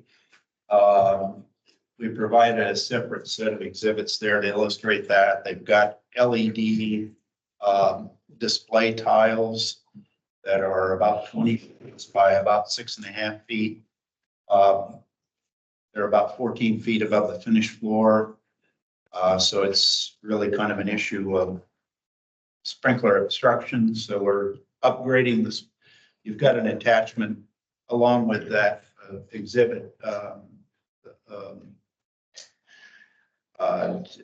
from Christina, who evaluated this and provided the explanation of the design. We're upgrading that to a design area of 1,900 square feet, so an increased area. And then also the sprinkler placement is that we'll have a row of sprinklers positioned along each side, as well as above the LED display, but there'll be a row of sprinklers along each side in the room to protect the floor area. And finally, there is we'll be providing a aspirating smoke detection system such as a VESDA, the very early smoke detection apparatus. It provides a very sensitive level of detection. So that system is also used with a reaction sprinkler system, but it basically is an air sampling system that provides a quicker detection of fire. Are the heads on each side of that screen at the above? Yes. Yes, they're at the ceiling level. Yeah, we have to have sprinklers within so many inches of the ceiling to meet the NFPA listing. It was standard NFPA 101 hazard risk assessment. So basically where we go through and we look at the goals of the building code and what is to protect, and then we look at the hazards. So the main hazard in that room, because there's so limited in combustibles, the main hazard is actually the display screens. And hazard is from the backside. So those are protected. And then there's the just additional placement to lay it out to get additional coverage. The VESDA is for the early evacuation. It would operate, in 1/10 the time that it would take the sprinklers to activate. So that would get the evacuation for the space. And then the space is protected as far as structural damage from the sprinkler system that's there. So we lose the TVs if there somehow, although the risk assessment doesn't show it, a big fire in the area. The sprinklers are designed to control it. so that it won't spread any further and endanger the structure of the building for fire department access. That's very cool looking.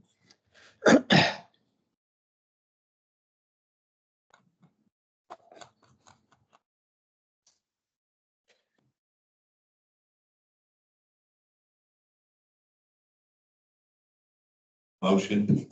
Yeah. Approve A, B, C, D, E, and F. I'll second that. Okay, Mr. Cook? Yes. Mr. Chris? Yes. Yes. Yes. Right? Yes. Chairman? Yes. Mr. Paterno? Yes. Vice Chair? Yes.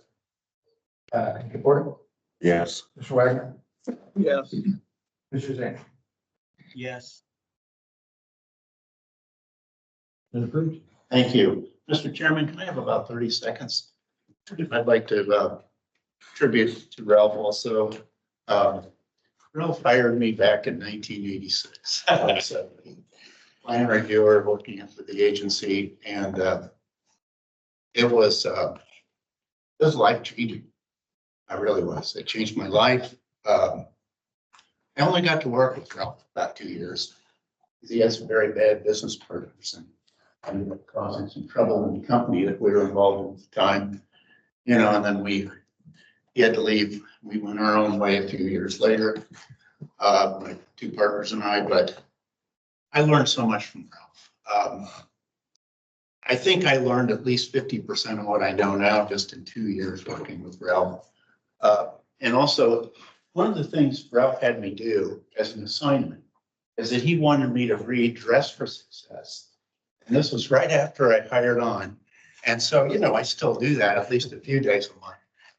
But, you know, but he dresses casual. But that was also a big deal. It was just, I learned a lot from Ralph about running a business, about treating clients well, having a lot of integrity in how we conduct ourselves in terms of the code and dealing with local officials and so forth. So I just want to say thank you, Ralph. Thank you very much. We all stand on your shoulders, and we really appreciate it. You're welcome, Ed. Yeah, thank you so much. It really did make a huge difference in my life. And I wish I could have worked with you. Thank you.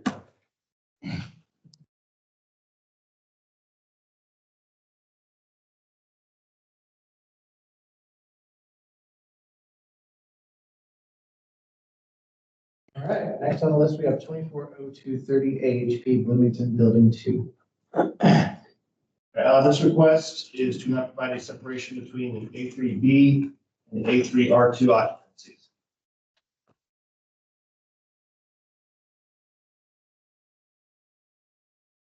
Calling for HP. Good morning. Hello. My name. Can you hear me? Yes, go ahead, please. Okay. My name is Anna from Driven Design, and today we're talking about building 2, which is a 5-story type 3A construction. And this building is sprinkled with NFPA 13 system. We have the truss cavities are filled with non-combustible insulation. So the variance is to request that no fire barrier separation be imposed between the A3 and the B and R2 occupancies located on the first floor of the building. I had sent out an exhibit yesterday for you to look at. It shows a key plan. There's a section and then some statistics for the building for you to refer to. So focusing on the first floor plan, you can see the R2 is the yellow, which is the units, and then you have the B for the management office, and the A3, which is the lounge, exercise, and study room mail area that we have in the building. So I just wanted to walk you through the process to make sure that I'm being completely clear here. So based on section 508.1, it speaks about the mixed use and occupancy.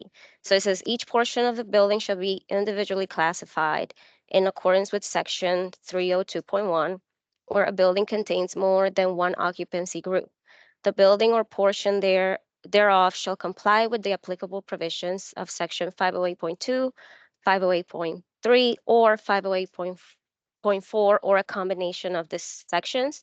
So the key here is a combination. So you can have accessory occupancies, non-separated occupancies, and separated occupancies all in the same building. So our building is a combination of the non-separated and separated occupancies. So for this specific case and for the first floor of this building, we are classified as a non-separated occupancy.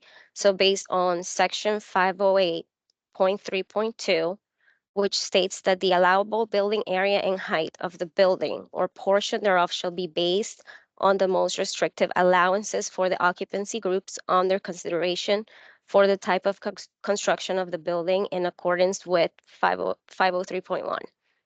So 503.1, it states that the building height and area should not exceed the limits on the table 503, and for the type of construction as determined by section 602, and the occupancies as determined by 302, except as modified hereafter. So on the exhibit, we added the chart which shows the allowable area and then the actual area for the first floor.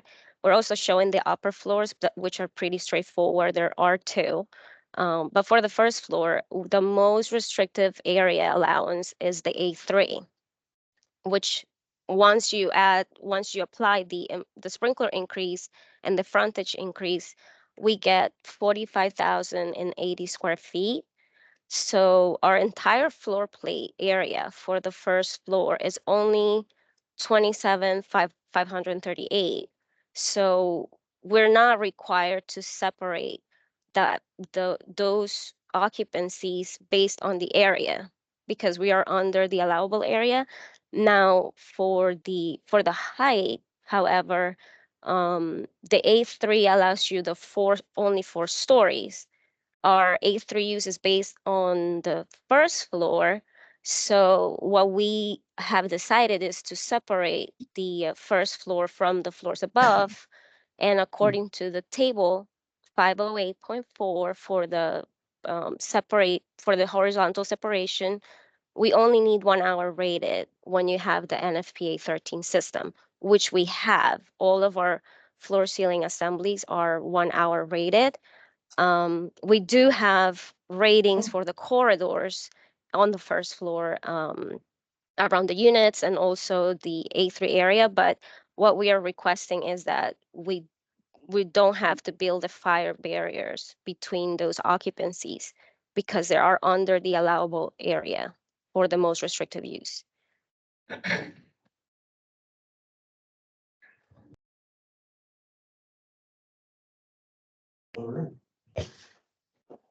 Hi, Bobby LaRue, Monroe County Building Department. I'll admit, we talked to them about this separation here.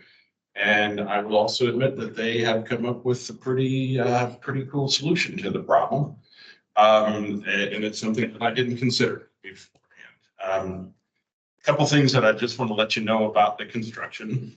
The fire rated construction between this floor and the adjacent is completed with a variance that was granted for top plates penetrating the horizontal assembly. All of the point loads and columns that are supporting the floor above the assembly area are individually protected, right? So they are all protected very well. And it is rated 1 hour separation between this space and the adjacent apartments in accordance with section 420. I wish I would have talked to them about this ahead of time. I'm not 100% sure we even need a variance for this at this point in time. It is protected fully with a 13 sprinkler system. There is a 1 hour horizontal assembly, which is all that's required for occupancy separation in that condition. And, but I did also want to mention that the assembly is complete only because it has a variance to allow penetrations that our code doesn't normally allow. So I just wanted to give you the facts as I see them after the fact here. let y'all decide. So you're more than comfortable at this point in time. I'm a building inspector, so I'm never more than comfortable. I am pretty comfortable with this. I will say that I have enjoyed very much working with this particular design group and in particular, it's refreshing to see a different point of view from architects and designers that are out of state. And just like Mr. Curtis has taught us a lot over the years, I learn a lot from people who do things differently. So I am as comfortable as I'm going to be with a house full or a building full of college students. So other people's children. I've seen this before. Yeah. Yeah, I would make a motion to approve. Second. I want to. Go ahead. You all are more than welcome to approve it. I'm Just in case. happy for that. But I'm not 100% sure one's even needed here after the discussion and we sat down in our office. Tim and I sat down and talked about this as well. I think it works. We can pour over and debate it for the next half hour. If you'd like to. Perfect. Well, thank you all very much. Yeah.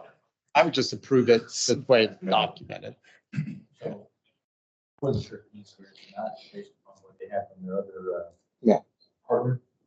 And we should say that because they had the other variance, I'm just actually required, but go ahead and prove it. Yeah, just in case. Yep. Okay. So we have a motion and a second for that one. Commissioner Cook? Yes. Commissioner Bill? Yes. Commissioner Davidson? Yes. Commissioner Hyde? Yes. Chairman? Yes. Commissioner Patriano? Yes. Vice Chairman? Yes. Commissioner Porter? Yes. Commissioner Wagner? Yes. Commissioner Taylor? Yes. All right. All right, next up Thank we have. you. Next up, we have 240231 Selking International Fort Wayne. This variance deals with the way the total solar system will be, put on the roof. The code requires it to be firmly anchored to the roof. However, they are proposing to use ballast weight in lieu of firmly anchored it to the roof. I know I was called by a local building official. Opposed to this. Really? I've done these projects before and you can't penetrate the roof. Yeah. It's usually done with ballast. Yeah. You use a specific system. Is there a, No, but is there a proponent here for something international? Here online, you may need to unmute yourself.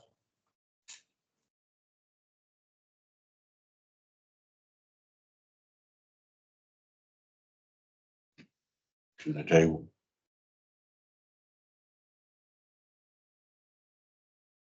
table. Anyone for no proponent?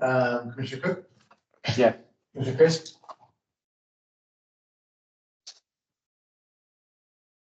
Yes. Commissioner Davidson? Yes. Commissioner Hyde? Yes. Chairman? Yes. Commissioner Patriano? Yes. Vice Chairman? Yes. Commissioner Porter? Yes. Commissioner Wagner? Yes. Commissioner Taylor? Yes. Next up, we have 240232 Busy Bee, Indiana. Right, this request, the children's play structure to be 24 inches from exterior wall, and there will be 5 feet. Christina College, our team consultants. This is it's like a preschool play craft area where parents can bring their kids, they can have birthday parties here. This is the play structure that they purchased to put in this building. This is a non-combustible building and the exterior back wall is also non-combustible. The play structure was placed there based on a little bit of a bulkhead that you can see. The company comes out and they install it. This is one of those new play structures that's rated by the CPSA. So almost everything in there is heavily fire retardant and non-combustible. All of the back walls, the net type. There's 2 pictures there. The first picture shows you kind of the whole play structure, and then the second one shows you this section that is along the back wall. And that's approximately, roughly speaking, 2 feet wide. There is on one end of the play structure, there's a door that goes into a mechanical room and you can access the backside of the play structure. And then if you go look all the way down the other end to the end that's open as the playroom, they do have a barrier there so kids can't get behind it. We were out there with the fire department. Technically, it doesn't comply with code. Access to this play structure is fairly simple. It's not one that has the hard plastic sides, and if somebody got stuck over there, they had to make a rescue. They can't get through it. Again, if you look at it from the front, it's all that simple netting, which is easily reached either by cutting the zip ties or through the netting. Problem is they put it there, and the play structure company did, and they could tweak some things to move it out the 5 feet. We don't gain much by doing that, but that means that the play structure company has to come out from Colorado and disassemble the entire thing and put it back together 5 feet away, because there's a tremendous amount of testing that they go through to make sure that it's structurally sound and safe. So the cost that they were given to do that was $42,000 to move it the 3 feet.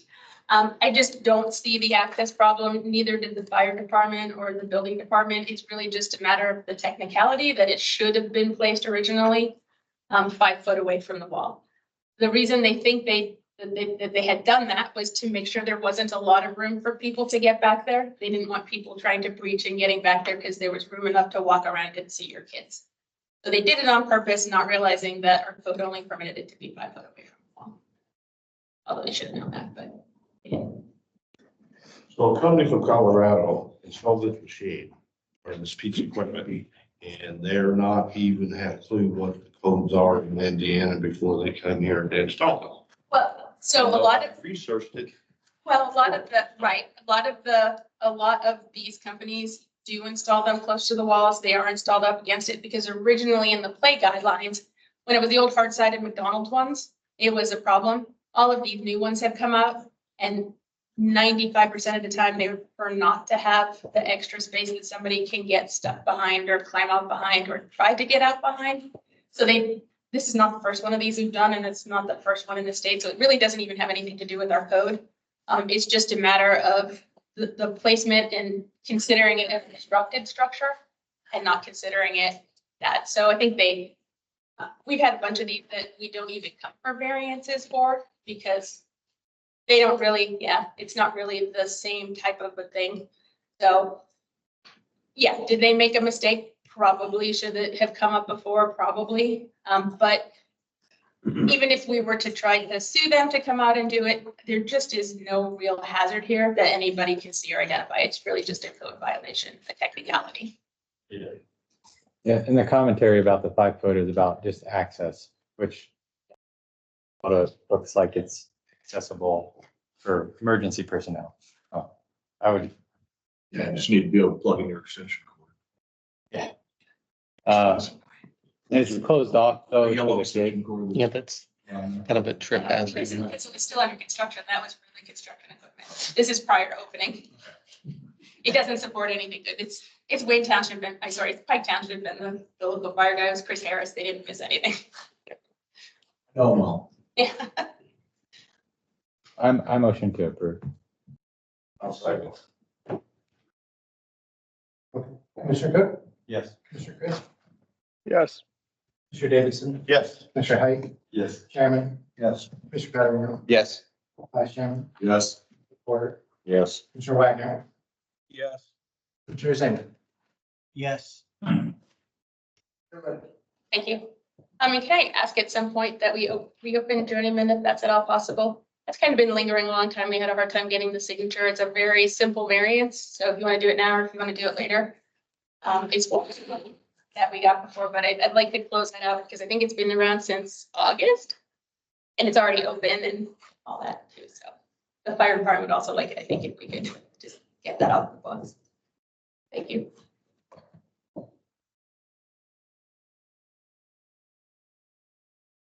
Make a motion. Second. Who's the second to do the math? Which one are we doing? The 240226. the distillery. Yeah, Journeyman Distillery.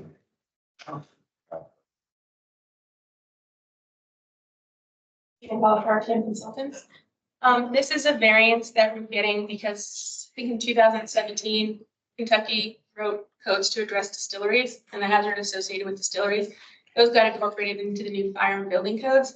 So all this variance is asking is that we use the new design standard for the distilleries and apply it to this project, which allows for, it reduces the hazard of the alcohol in the bottles and even in the distillery tanks. And that's how the project was designed to use this.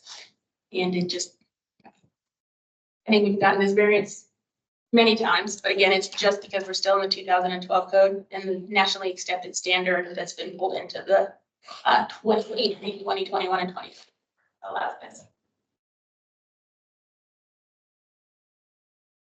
You're using 2021 on this one. Because we didn't have the 2024 codes when we filed the variance. And it really hasn't changed.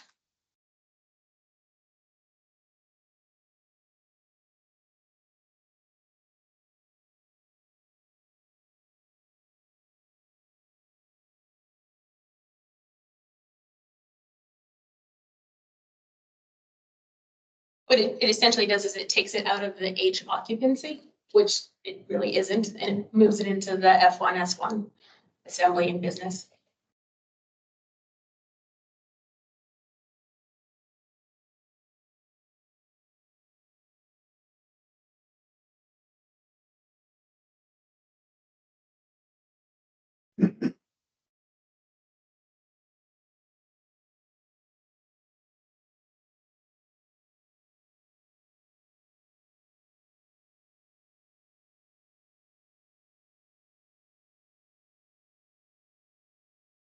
Physical structures.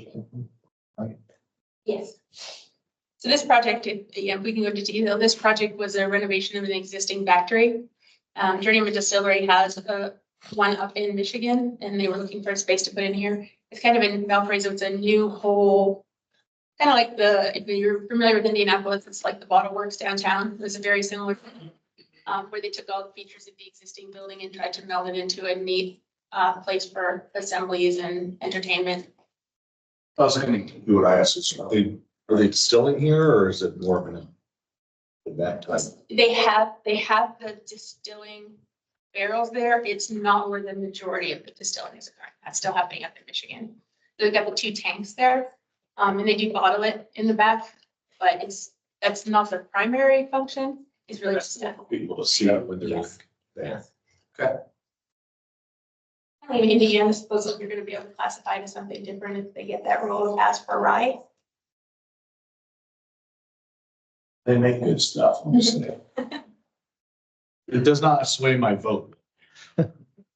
Familiar with it. Michigan, they send him some bottles and they've been sitting in his office for 8 years. Yeah, They may be water and iced tea in there now, but I'm not sure. As long as they're not on their side, they should still. All right, they're original batch. They're still. Or the other guys in the office have replaced it with water and iced tea. I'm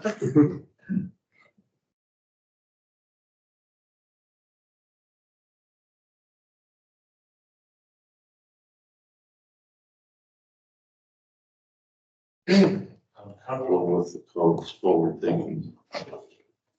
Where you're going, I'm comfortable with that. I think it's probably the 7th or 8th distiller we've done with this code change. Make a motion to approve. Yeah, second. Okay. Mr. Cook? Yes. Yes. Mr. Davidson? Yes. Mr. Knight? Yes. Chairman? Yes. Mr. Catarino? Yes. Vice Chairman? Yes. Mr. Porter? Yes. Mr. Wagner? Yes. Mr. Zach? Yes. All right, that one is approved. Thank you.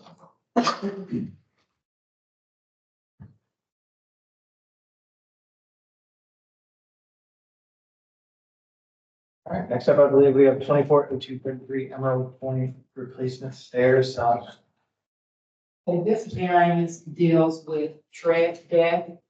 The code requires the tread depth to be a minimum of 11 inches. The proponent is requesting the tread depth to be 10 inches. And this design will serve a total of 72 units. Ralph Curtis Consultants. This is an apartment complex up north. There's 12 buildings on the site.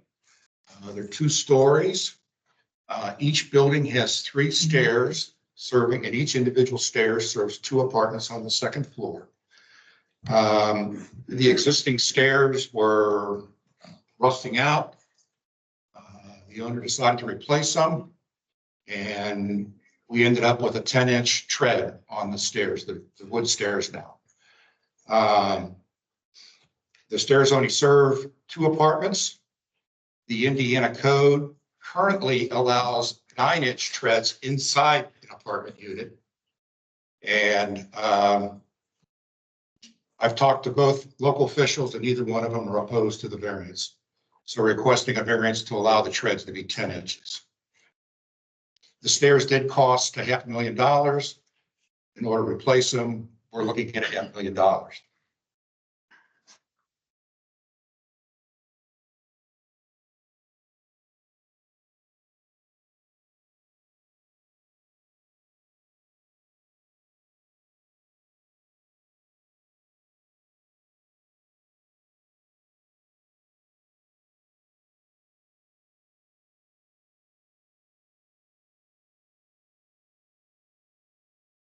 The 10 inches, right? I'm sorry. You said 10 inches? Yes.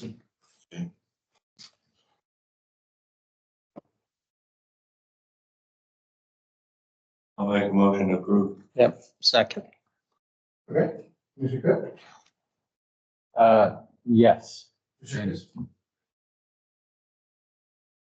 Yes. Mr. Daly? Yes. Mr. Hyde? Yes. Chairman? Yes.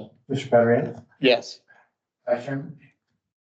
I'm gonna vote no, and then the reason being is because I'm looking at the photos and you can see where the supports for the old stairs were. So when they rebuilt the new ones, you think they could built them in the same location dimensions, but they didn't. That will need one vote. Mr. Porter? Yes. Mr. Wagner? No.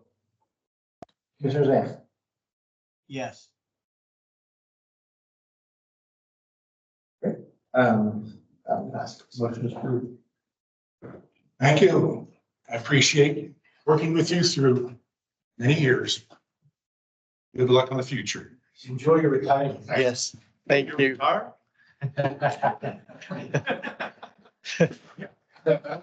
He is not, right? As of now. This is my last This is official. your last. So, yeah, so you are retired as of, right now. I'm free and clear. I'm a free man. You got a hit too.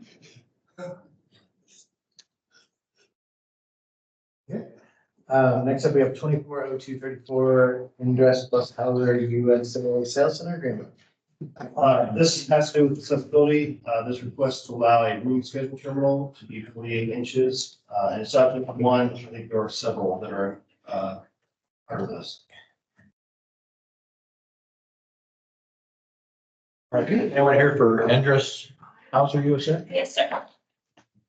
Hi, my name is Anna Seasting and I work for Anderson Hauser. I was also the project manager for the sales center renovation project. I have with me today Bill Bolin from Genesis. He was the general contractor for the renovation project. So what we have are 15 physical room schedule terminals that are mounted to the interior walls of the building after the renovation. The top edge of 12 of the 15 is above 48 inches.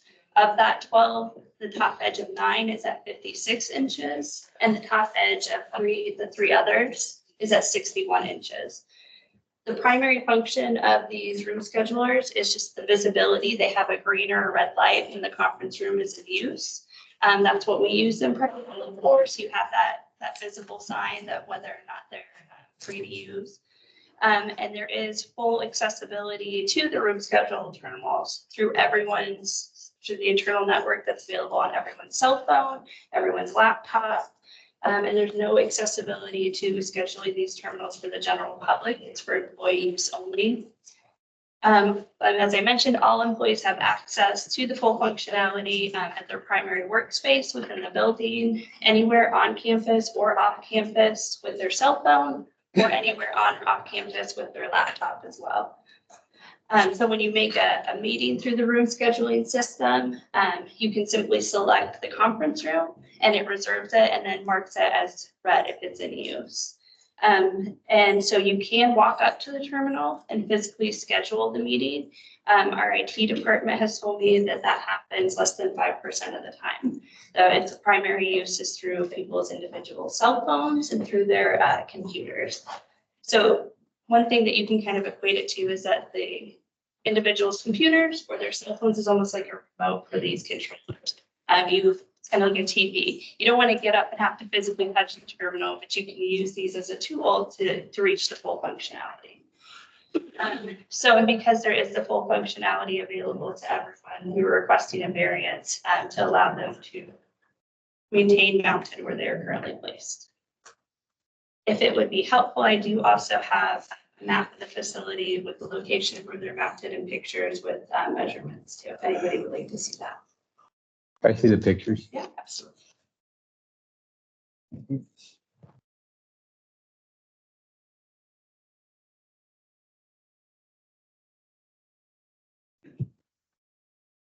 How many? 15 in total. There are 12 that have the top edge above the 48 inches. So 3, once this came to our attention, the 3 that were left to be mounted, we of course mounted at the 48 inches. But moving them at this point in time when the renovation project is complete is somewhat problematic. No safety concern, but it is occupied in use. And so it would be a disruption to the existing employees that are in the building, as well as the additional costs for moving the power and the data lines, and then repairing the drywall where they were mounted for us.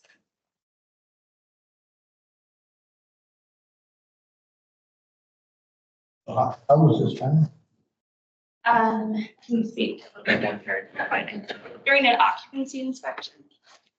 Yeah, for our final occupancy, the local inspector saw them. They were actually installed through a third party. They weren't part of the actual construction permitting process. So the inspector saw them and raised the question. We had multiple dialogue and ultimately said, I'm comfortable with whatever variance you want to put forward. So we decided to go ahead and variance. They said that the city agreement said they would support that, whatever the outcome is. So it was designed this way, or it was just a stand?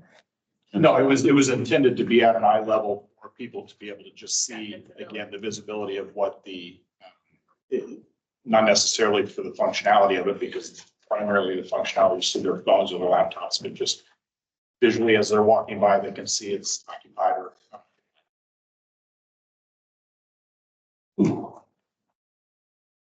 But we don't do anything physically with this pad. You can, but typically it's not. The reason being is that the keypad itself will only schedule the room, whereas their software for creating a meeting not only schedules the room, but invites the participants. So the majority of the scheduling is done through the software that they can schedule the room and invite the participants at the same time. And then you have the convenience of being able to do that from anywhere.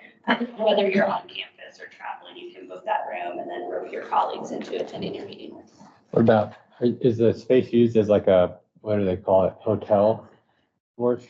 These are for just, we do have hoteling stations available, but those do not have those because those are intended for guests that might not have access to that internal scheduling system. But I guess my question is, in a scenario where you have a hoteling office space, people come and go, you don't have a lot of privacy and you need to duck into a room to just take a call. Is it, you can duck into the room and not schedule it, or you can duck into the room and say, I need this for the next 2 hours. You can, and on the floor plans you'll see in front of you, there's several places where you'll see just a receiver for telephone. Those are phone booth rooms that are also available for that. There's some available for others. Just want to duck in for a call or a meeting or to have that private conversation. But these are not open to the public. Like you said, these are for employees, right? You have a reasonable accommodation of the software, right? And I'm not sure does anybody reserve conference rooms other than by software these days? Oh, if you were, wanted to. grab Yeah, no, I somebody and understand go in that, their yeah. room and push the button. Yeah. Now theoretically, we're in a position where somebody that has limitations might not be able to do that. At the same time, thinking about the bigger box that we're opening up, now all of a sudden, if building wants to put in, digital light switches, we can turn the lights on and off from your phone. Now you don't have to meet, height ranges and whatnot. Is that, wait, say that again? So now So your light switch, your snap switch needs to be at a, minimum, that reachable range, that accessible height. You can now put in a digital pad instead of that snap switch. You can put it, 5 feet up now. Hey, I can turn it on my phone. I guess I'm more concerned with the precedent that we're setting by doing this. So I'm not supportive of it. Could you not turn off the ability to reserve the conference room from the pad here? Yeah, we have. And just run it where you can, because that's the issue, right? It's the accessibility of doing it right there. And if you just don't turn it off where you can't do that, you have to reserve your thing by software. If 95%, Yeah. sorry. No, I'm sorry. If 95% of the people use the app, then why not just remove all of these, patch the drywall, and tell the other 5% to use their phones? Because when we moved to this renovated space, the general manager wanted that visibility that you can see, look across and see, well, this conference room's in use, this one is not. And the way the displays are, as you can see in the pictures, it shows you the window they're reserved for. So as you're walking by, you know that you have that visual reference where you maybe don't have to go to the software and look to see how long the next meeting is occurring. How many of the rooms do not have glass walls? Because I'm looking at the photos and almost all of them have glass walls, so I can see if there's something in there. All the conference rooms do have glass fronts to them. So I don't necessarily need to look at the pad to see if there's people in there. Yeah, and you know what? I see your point too. Don't set the precedent. If it's operational, then it needs to be at ADA height. I can tell you, I've spent tens of thousands of dollars on construction projects where something was mounted wrong, and we had to change that for the accessibility. So it seems to me it's either you move everything into accessible, you turn off the app. That's it, right? Those are really your two options, because I think I agree with you. I don't think I'd approve the variance. Because it is a bad precedent. Yeah, because we're not, when we're talking about this accessibility thing, we're not talking about the 95%, we're talking about the 5%. Yeah. And so that's why if it's an operational keypad, then we got to think about the 5%. If we were to remove that functionality that you suggested, does that change the analysis or? If it's a monitor and not a functional operating thing, then I Yes. don't think it applies. Yeah, it's reachable from a wheelchair, of course.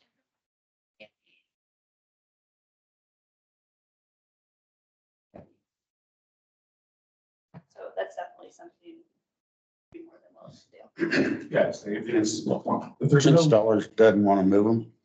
It's intended for operation. If there's And there's one other, there's multiple, I think there's three where there are two, because there's two conference rooms side by side. The lower of that being knee level. So it would make the one below, because the glass fronts, there's no other place to put it other than all that. And these are all Wi-Fi, not hardwired, right? They're through their network system. I wish they were Wi-Fi. That would have opened up a lot more options for us. Community conference. You get on your laptop, if you need 12-to-1 this room, you're on your laptop or your those faults. Usually. And it's available. You just basically red light, green light as far as the monitor thing. This all talks about hardware that is controllable, operating mechanisms. So as long as it's just a visual monitor, then this provision doesn't apply. Yeah, there's a thing to him with it. It's just either green or red. You're looking at it to know if it's open or not. So we have to deny the variance. I'm gonna make a motion to. I'll second that. The person second to deny, is that? With the denial, that makes it, you make them feel non-functional. Well, they either have to move it or they have to turn it off, right? Well, if To comply. we deny the variance and then they turn it into a monitor and then they comply with the code, so they Yeah. don't. Yes. Exactly. Commissioner Cook? Yes. Commissioner Chris?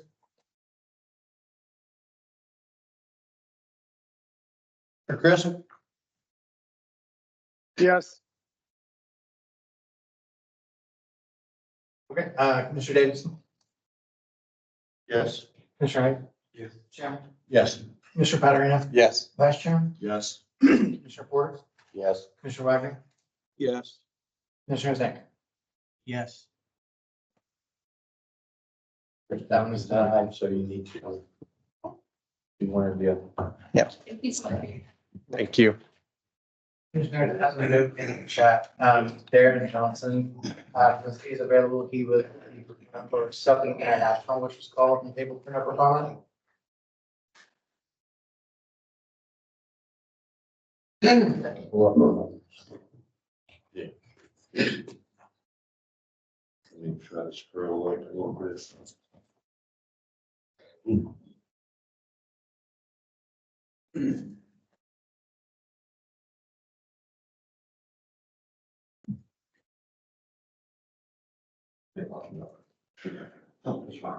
So you need to vote to reopen that, right? If you want to hear it. Yeah, we can hear that. Make a motion to reopen. Okay. Second. Who do we need? Person second to reopen Southgate International.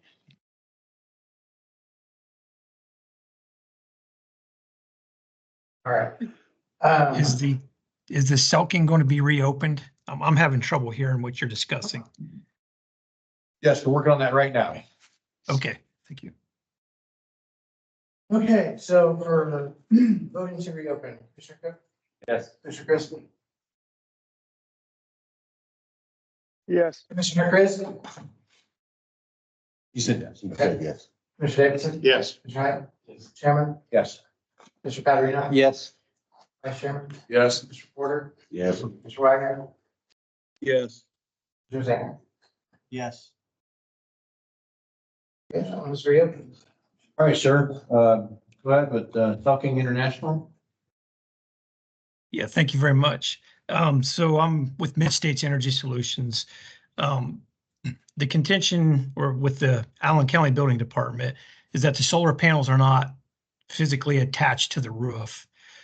So working with the racking company who works nationally based on different standards, the racking itself could be construed as being physically attached to the roof through the ballast based on wind tunnel test, the wind loads in our area. And then the other point is that the panels are physically attached to the racking. So that's why we were asking for the variance, because Allen County wouldn't accept it as is.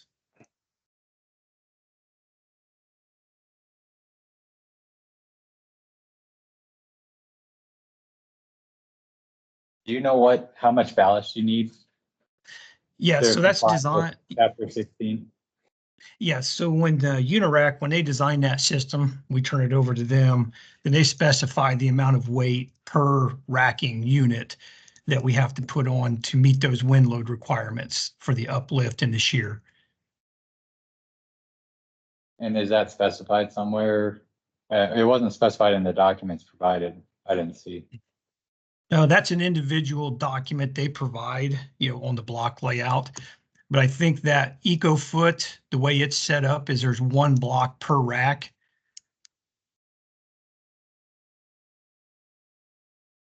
How much is that weight? Yeah, I'd have to get that weight. Let me see if I can pull that drawing up here.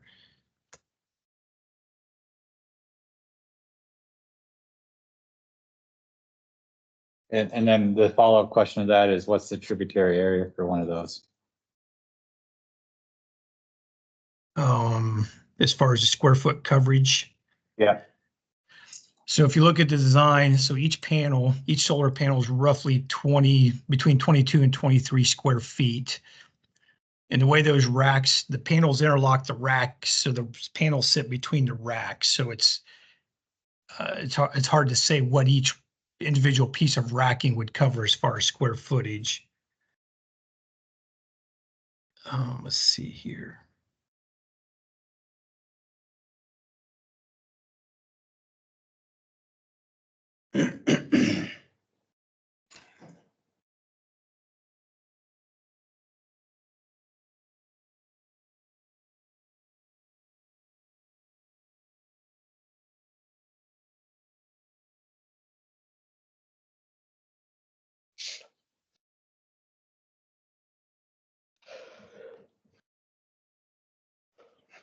Did you have an engineer involved in the design of wind Yeah, pressure? yeah, we did. Green Lancer is the engineering firm that we use. You know, prior to that, we had a structural engineer look at the site, make sure that the roof would handle the weight. And then we had the design work done by Green Lancer, Jolt Engineering out of California.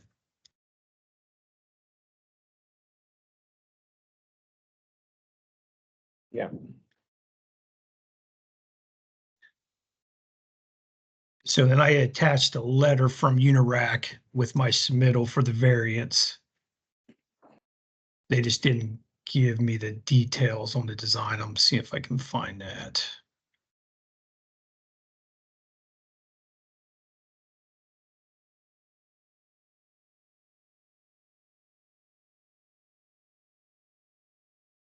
Okay, so you're looking for the ballast weight,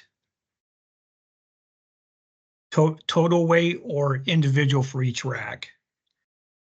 Well, I guess what I'm trying to get at is what's the weight of the ballast and how much area does that ballast hold down? So you can know approximately the resistance.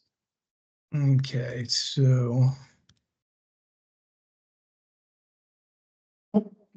I would think it would have been done during design.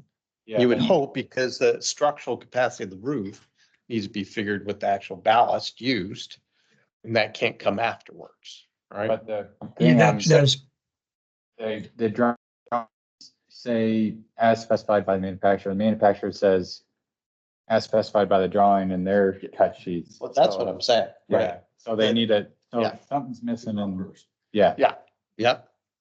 When a few minutes ago, I was talking about the fact when we first brought this up that I've done this before. But the ballast, we use ballast to weigh down the solar panels, but we had to figure all that early on during the engineering process to then determine the weight on the actual roof, because we had to beef up the roof. Yeah. After we determined all the ballast size, so. Was Mr. Hutter, the Need all of that. superintendent, was he given that information? yeah. So what we did is they actually removed it was a stone coated rubber membrane. They actually removed the stone coating. So with the amount of weight that was removed, plus the amount of weight that we were going to add, we had a structural engineer analyze the building, and he gave us a letter saying that would handle the weight. Then we had the design engineer go ahead and design the system. I guess it would have been helpful if we had gotten those reports. Needs to be submitted. Yeah, so that letter from the engineer would have been part of the original submittal package for the design release. But it So- wasn't submitted with the documentation for the variance. Yeah. Not for the variance, no, just with the original plan We don't have release. the documentation from the design release application. That's a separate group. I think we have to see all of that. I don't know if Mr. Hutter actually saw that, which is why his contention was that he did not want to allow this. Yes. Yeah, I mean, I, Sat down and actually discussed whatever all this. Yeah, they might not even have needed, yeah. yeah, there's nothing, ballots can work. It's just, there's nothing in the documents provided that shows that it is working, which is where the questions are coming from. Since it's in front of our attention. I think the question from Allen County was not so much about the weight and the support, but about the attachment of the panels. So to me, it was more of an interpretation of how they're physically attached. That's where they're saying they're not physically attached. So I think it was more of an interpretation of the attachment of the panels to the roof. I said I that don't they're think the not. weight of the system was ever in question.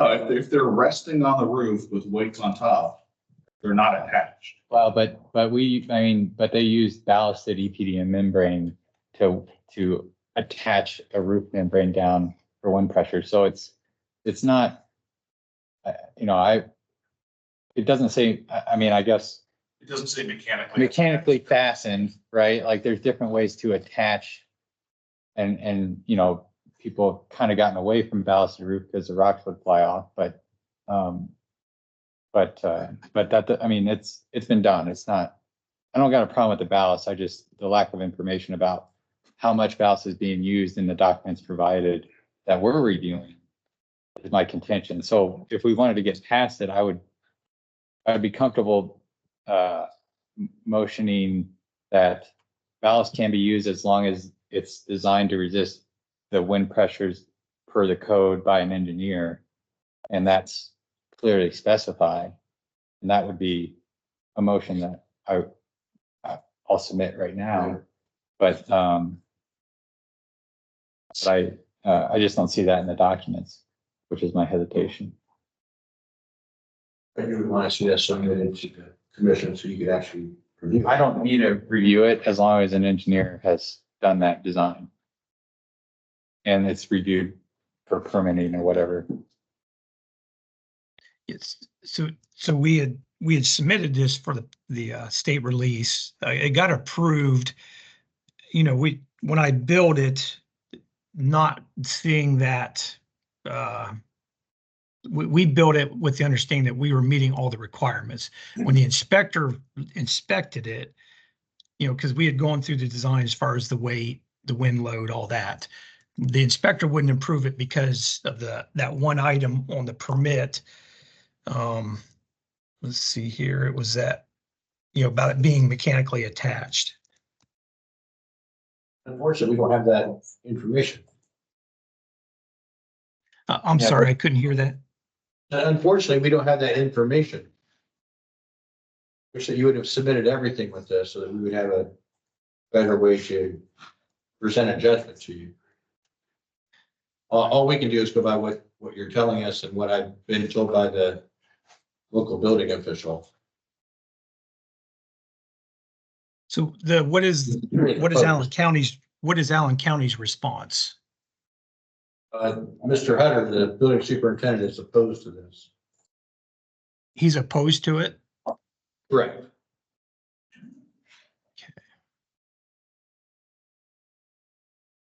Okay, so what? We're just asking you to provide some documentation. Okay, so you need more information from the design engineer about the weights and the wind loads on the racking system. Right. Okay. We can table this for next month. Okay, let's do that. And then I'll get those documents from the engineer and then resubmit those for next month. But yeah. I guess you got a design release? Is that correct? Did you have a question? Did you have a question for me? Yeah, you got a design release?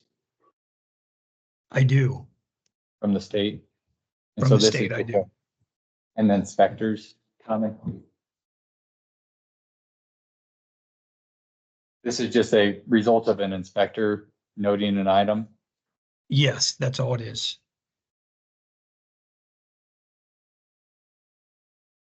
I mean, I would be comfortable, I mean, we can table it and that's fine, but if he's already done all the engineering, got a design release, all we're talking about is refuting that ballast can be used as a way to secure the solar panels to the roof. It's also working on the assumption that was reviewed. Oh, which we don't know that. Okay. We don't know. Okay, all right. So yeah, let's table and get the engineering data because we don't know if that was submitted. Okay. I will get that. Christina Collinger from RTM. I looked at your application and I think the thing that's missing that might help them is the 2018 ISEP is what these are designed to, and that's probably what you used. We don't get the exception in chapter 15, section 1501, and 2018 code. So all of the new ones that are out are designed to this standard. So if they complied with the 2018 ISEP in International Solar, I forget, photovoltaic, something or other. But if that's something that they say that they're designed to, I think that would be, then it's in compliance with the current codes. It's just we didn't address it back in the 2000. Yeah, we just need some clear regulations on dimensional. Okay. All right. Motion to table. First and second. Oh, yeah. Second. Yeah. Mr. Cook? Yes. Mr. Chris? Yes. Thank you. Thank you. Yes. Mr. Hyde? Yes. Chairman? Yes. Mr. Peterson? Yes. Vice Chairman? Yes. Mr. Porter? Yes. Mr. Wagner? Yes. Mr. Zane? Yes. All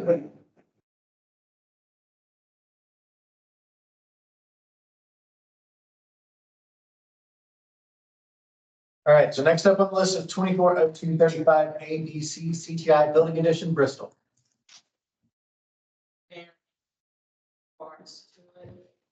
First variance deals with what is required to be considered an unlimited building, and one requirement is that you have to have 60 feet of your open yard space all the way around the building. It looks like 3 sides of the building start up to 60 feet. The second variance deals with, the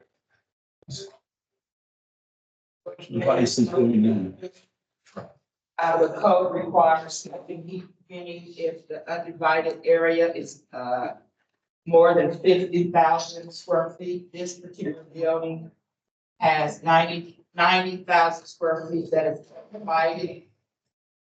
The third variance deals with, fire access turning, access road, the access road exceeds 150 feet in length. Christina Collister, our team consultants. There's some plans in there for this building. So the building, under the newer codes, we've kind of changed the terminology that we're using for sprinkler systems. So for a storage warehouse, we have 3 types of sprinkler systems. We're using the CMDA, the CMSA, and the ESFR. So the way they address it, all 3 of those are for storage. The CMDA is the control mode density over area, which was the one that we're using for this. So it's a 0.6 over 2000 with a 500 host stream. That allows us to not put the inlets in there. The new ones are the CMSA, which is the control mode special application, which are for special hazards, which we don't have there. And the other one is the ESFR.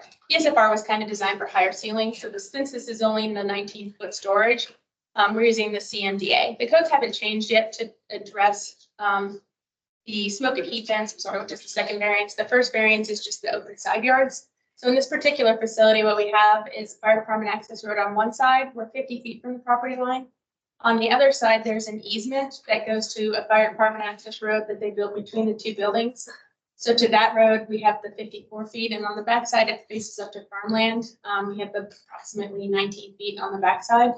The NFPA standards, when you're a fully sprinklered building that uses any 3 of these measures to control a fire in a sprinkler warehouse, does not have a restriction for what the open side yards needs to be. We run into this a lot when we're on existing properties. It makes it very difficult to expand their business where they need to do it. This is the area that they have. They would have to move their entire facility somewhere else. And of course, there's a cost associated with that. So we're addressing it with the text sprinkler protection that they have in there. That is a control system. We do have the fire department roads that they put on both sides. And that's what the fire department agreed to on the third variance, is they're fine with those fire department access roads to provide them the access they need to that facility. The remaining portion is just that 19 feet on the backside. But in a fully sprinklered building, they tell us, and it's non-combustible, and we don't have an exposure hazard to anything that would be built on the other side. And they would have similar restrictions as to how far they could build close to that property. So we would still have some sort of opening there. And that's the first one. The second one is the smoke and heat vents. Smoke and heat vents used to be a huge issue in our buildings when we were using the standard sprinkler systems or the impact sprinkler systems, because they were required. When we went to the ESFRs, people started using the ESFRs. That got rid of the smoke and heat vent requirement because the type of sprinkler it is, those are mainly reserved for really tall buildings. But we still have the same problem that we had 30 years ago, which is that none of these sprinkler systems are tested with smoke and heat vents in the roof. I'm a fan of the